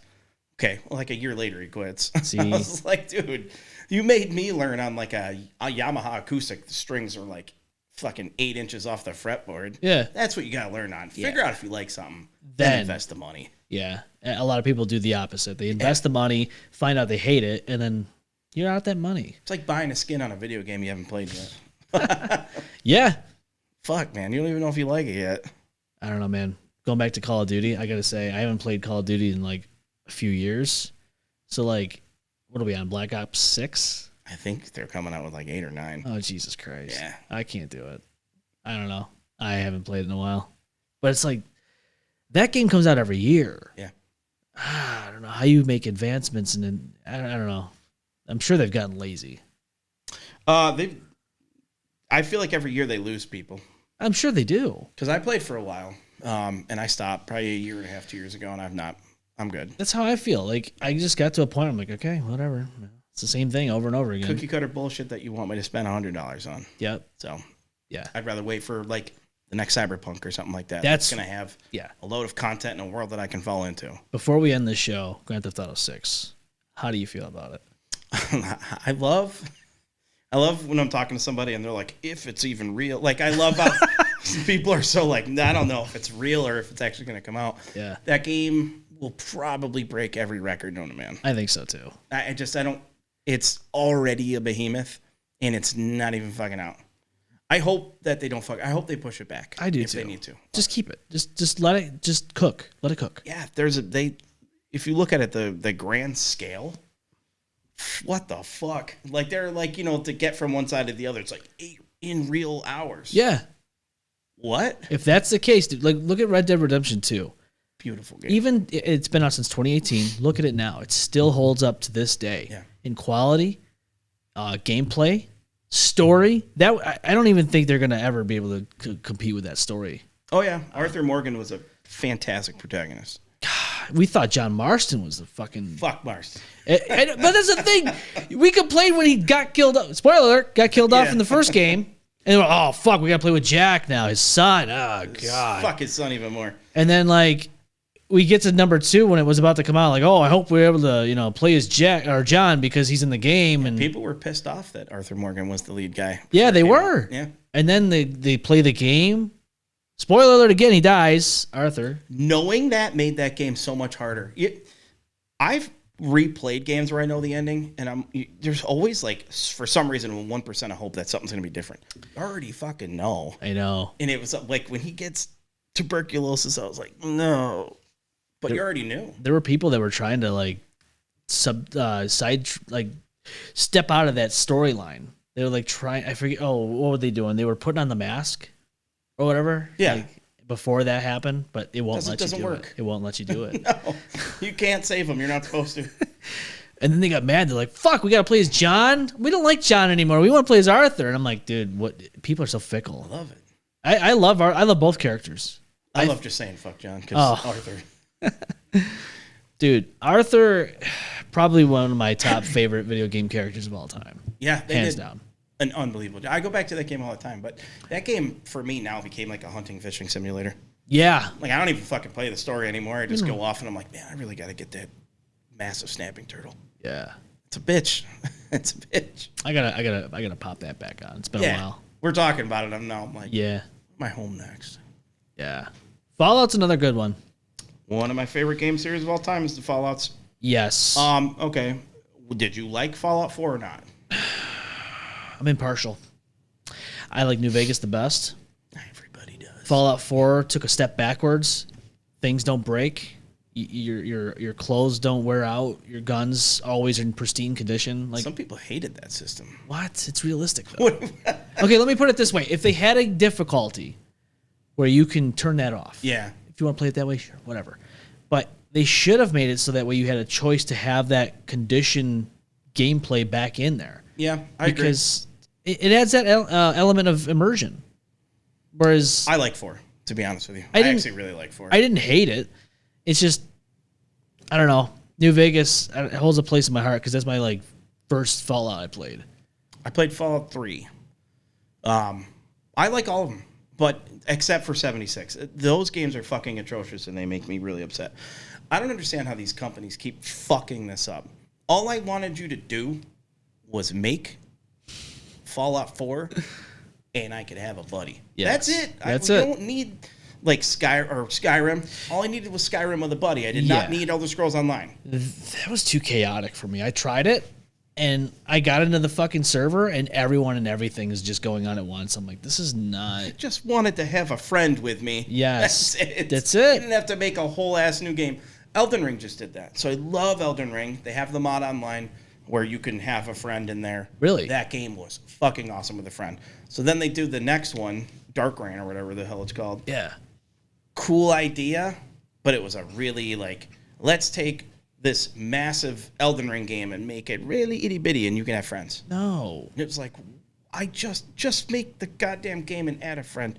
That's it. Why do you keep fucking this up? It's like I do. Why? You didn't answer though. Did you like Fallout 76? I don't. Well, let me just put it this way. I've played it very minimally. Yeah, because it's garbage. I can't. I don't know. There's nothing to it. It's like a big open ass nothingness. That's what I was just to say. Like, I actually played it before the NPCs came in. Yeah, It was before that, I remember that. and I was like, "This is so empty. This is like a shell of its former self." Now, the environment was cool. Yeah, it was Fallout. I'll give it that. Yeah, like you're in Virginia or whatever. Yeah, I'm like, okay, cool. But why couldn't we just do a DLC for Fallout 4? with And a then friend. exactly. Holy shit! Wow, isn't that so fucking? It's so hard. I It's just so wanted to play innovative. that game with a buddy. That's all. That's I don't. Yeah. Ron, that's the most innovative thing we've ever said. And for whatever reason, these motherfuckers get paid the big bucks to make these games and still can't figure it out. Well, how can they monetize it?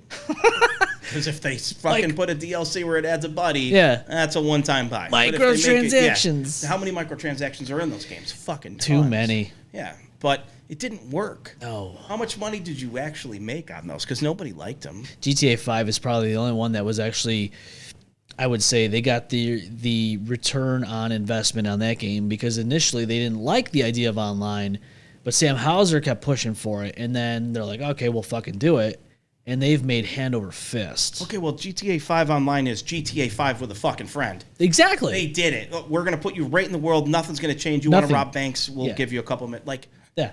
holy shit, you guys did it. Like, that is exactly. It wasn't this brand new game. It wasn't this brand new system. need it. They used the world that they had and added people to it. Bethesda just can't seem to figure that out. No, they think they got to reinvent the wheel every time they make a fucking online game, and it's so frustrating. It is frustrating because we know what we want as gamers.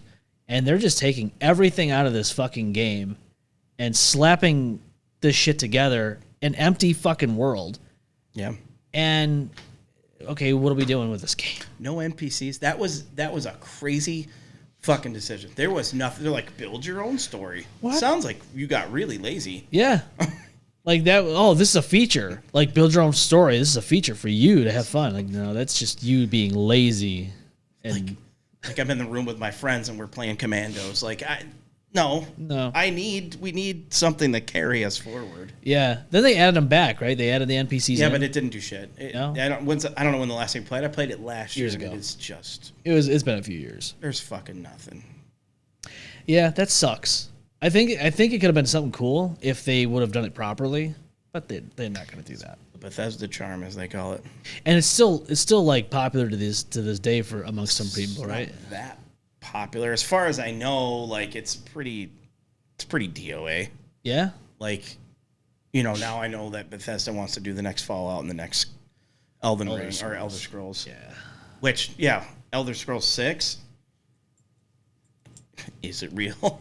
I know When did they come out with that announcement? Was it like like 2 or 3 years ago? I feel like it's been longer than that. It could have been. It was just like the basically like them just flying through a fucking Yeah. scenario, and they're like Elder Scrolls 6. Like, yeah, Like, cool. That's going to come out in the next 36 years. yeah. I'll be in the nursing home by the What time. comes out first, Elder Scrolls or GTA? I'm going to probably say GTA 6 Maybe. because at least we got kind of a date. We could get pushed back. That shit should. There's no way. There's no way that game doesn't come out not janked as fuck. No, I think they'll fuck it up. Well, maybe not. Rockstar's pretty good. I don't know because Red Dead Redemption 2, I don't remember that coming out with a lot of problems. No. Maybe very minuscule problems like But they also didn't talk that game up that much. Well, they did, but not this like extent, GTA level. no. So I wonder if they feel pressured to get GTA out as quick as they can. Because wasn't the original date like this year? Yeah. Wasn't it supposed to be out already? Yeah, it was. Yeah. They're nowhere even close. Or it was supposed to come out fall of this year. I thought it got pushed back a year. I thought it was supposed to come out maybe. like May of 2025. You know what? Maybe you're right. Yeah, I don't know. I get so lost with this stuff because they keep changing it. But that's their flagship game. Yeah, you can't. If you fuck that up, You're in trouble. yeah, you're in a lot of trouble. But I also remember playing like GTA 1 and 2 Yeah. on Sega. What do you think online's going to be like? Nuts. My whole life is gonna be done. I'm probably gonna take a week off of work. So we know it's set in Vice City. Do we? Is it? I thought it was like a bunch of areas that they were bringing in. It could be. I'm wondering if they're going to do, because there was rumors. I don't know if it was actually in the works or not, but there was rumors where in GTA Line the rumors were they were going to release an update where you could fly to Liberty City and fly to this city. Yeah. And obviously it never happened. I'm wondering if they're going to implement that in the next game. I think that has to be the next logical step. You'd have to. Do you remember, not to offshoot this, but do you remember the Scarface game? I never played it. I watched a friend play it. It was GTA, but you Yes. sold 8 balls and stuff. I played the Godfather games. Godfather games are fucking great. Yes. I kind of hope GTA does stuff like that. I want. It almost seems like it could be like just a living simulator. Yeah. Like you almost can do that in this one. You Oh, don't yeah. have to go out and rob banks. No, you don't have to. But like, You it choose would be to. cool if like you could like actually just get a job and show up to work and shit Yeah. like that. Like I don't know. I kind of hope they have like a grander scale for this. You work at Burger Shot. I'm flipping good. burgers. I will flip those fucking burgers. And then after that, you go out, you drink at the bar, and you can decide, do I go home and sleep or do I go out and rob a motherfucking bank and drive a bus through a fucking building? And Let me know. Like let me make that choice. I am curious to see what happens with VR in the future. It's out. I know it's out now. It's not where we want it to be, but what does Grand Theft Auto look like tailored to a VR system? Can they even do that? I think you lose the quality of graphics and shit. Well, VR is very limiting too. That's what I'm saying. I like, my kid's got the Oculus. Cool ideas. Yeah. Really cool ideas. But, I played the football game on there, smashed my light, pretending to be Dan Marino or something. I don't know. I don't know if it ever gets there. The level of immersion that they're trying to get you to, like, Yeah. I'm still using a controller. You know what I mean? At the end of the day, I'm still pressing buttons. I have to walk with it because I can't walk myself. Nope. To a small extent, obviously I have my movements. If I take a step forward, my camera does. But I'm not running around my fucking house. No. So You can't. you know what I mean? Where's the immersion to that? Yeah. Unless it's like that one movie where you're in a room and everything's a screen. You can remember that movie? What the hell was that movie I can't called? remember what Gamer? it was called. Gamer. Was it That's what I was Gamer? thinking. As I was like, that can't be it. Where you could play as the prisoners and you're It was Gerard Butler. Yeah. Was he in it? Yeah. Yeah. Maybe that's the way we go. Yeah. Maybe that's the step in society we need. Forget just shooting them and lethal injection. Just put them in a video game and you can control them. And that's the real way to get rid of these psychopaths. I like that. Yeah. Have some fun with it. Let's make some money here. There's money to be made and we're not making it. We're leaving but it on it the also table. costs money to do it.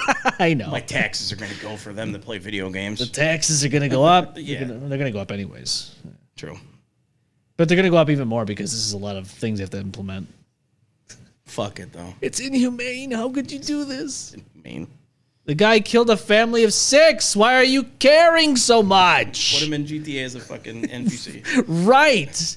Actually, funny enough, there was a reel, and the guy was playing Grand Theft Auto. And it's like, oh my god, it's so real! Like the TV shows, like real life. Like, it's him playing a guy on character. Like, it looks like the game, and then he goes up to the stairwell and he busts through this door, and the guy comes through his fucking door. Yeah. You saw that? I have seen that. And I'm like, what the fuck? And then he's like, yeah, they kidnap you, and then you're part of the game, and then he becomes part of the game. And someone else is playing him. I'm like, I saw one where this guy was playing a clip of like him like exploding helicopters, and his grandma was watching. She was like, "Oh my god!" He's like, "I know." He's like pretending it was the news. yeah. Fuck. Oh my god. That it's true though, because older people don't understand. It's like the same thing with AI. They don't get it. I'm almost getting confused about all this shit too. Yeah. Can't imagine when I'm 60, 70. These videos are getting too much, man. The photos, forget it. It's the videos I'm scared because they've come across more realistic now than they've ever come across before. Yeah, they're getting pretty brutal. Yeah. So now it's like all you got to do is make this AI of like your neighbor like robbing your house and then getting them in trouble.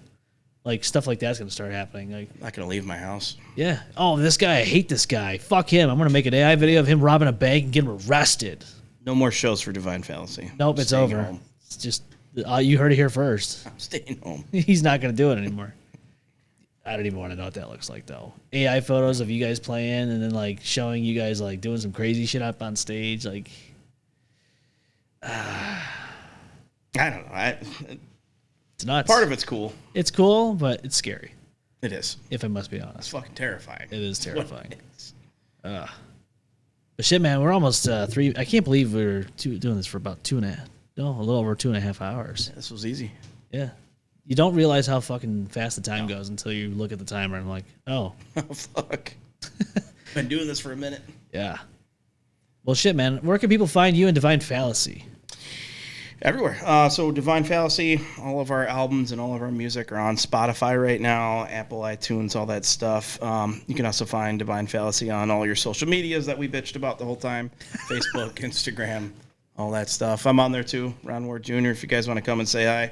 I won't act as weird as I claim to. Yeah. Just a normal human being. Maybe. That's it. Probably just going to hide. Nah, he's actually an alien from Area 51. Don't let him fool you.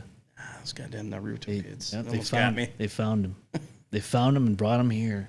I appreciate you having me, though, man. Of course, man. Appreciate you coming out, hanging out with me, having some good conversations. I think we touched upon some really important things today.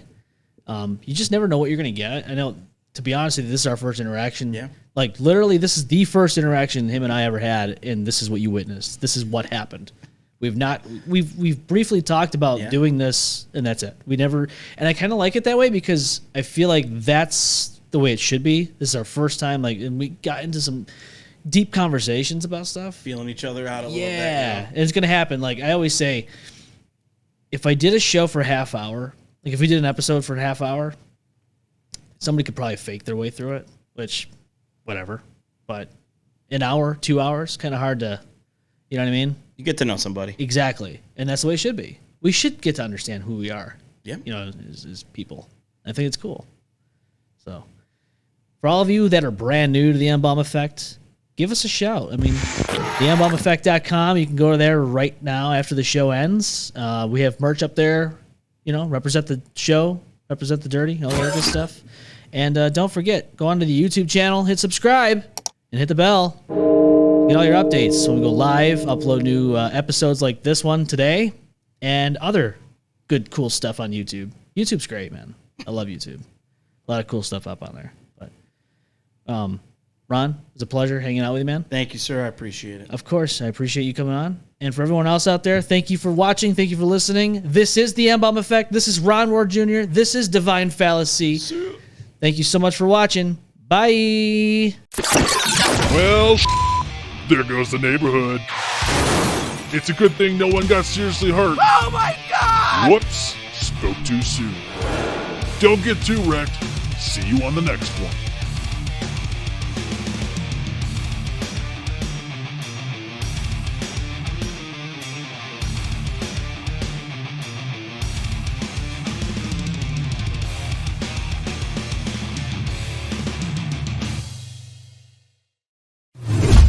The M-Balm Effect.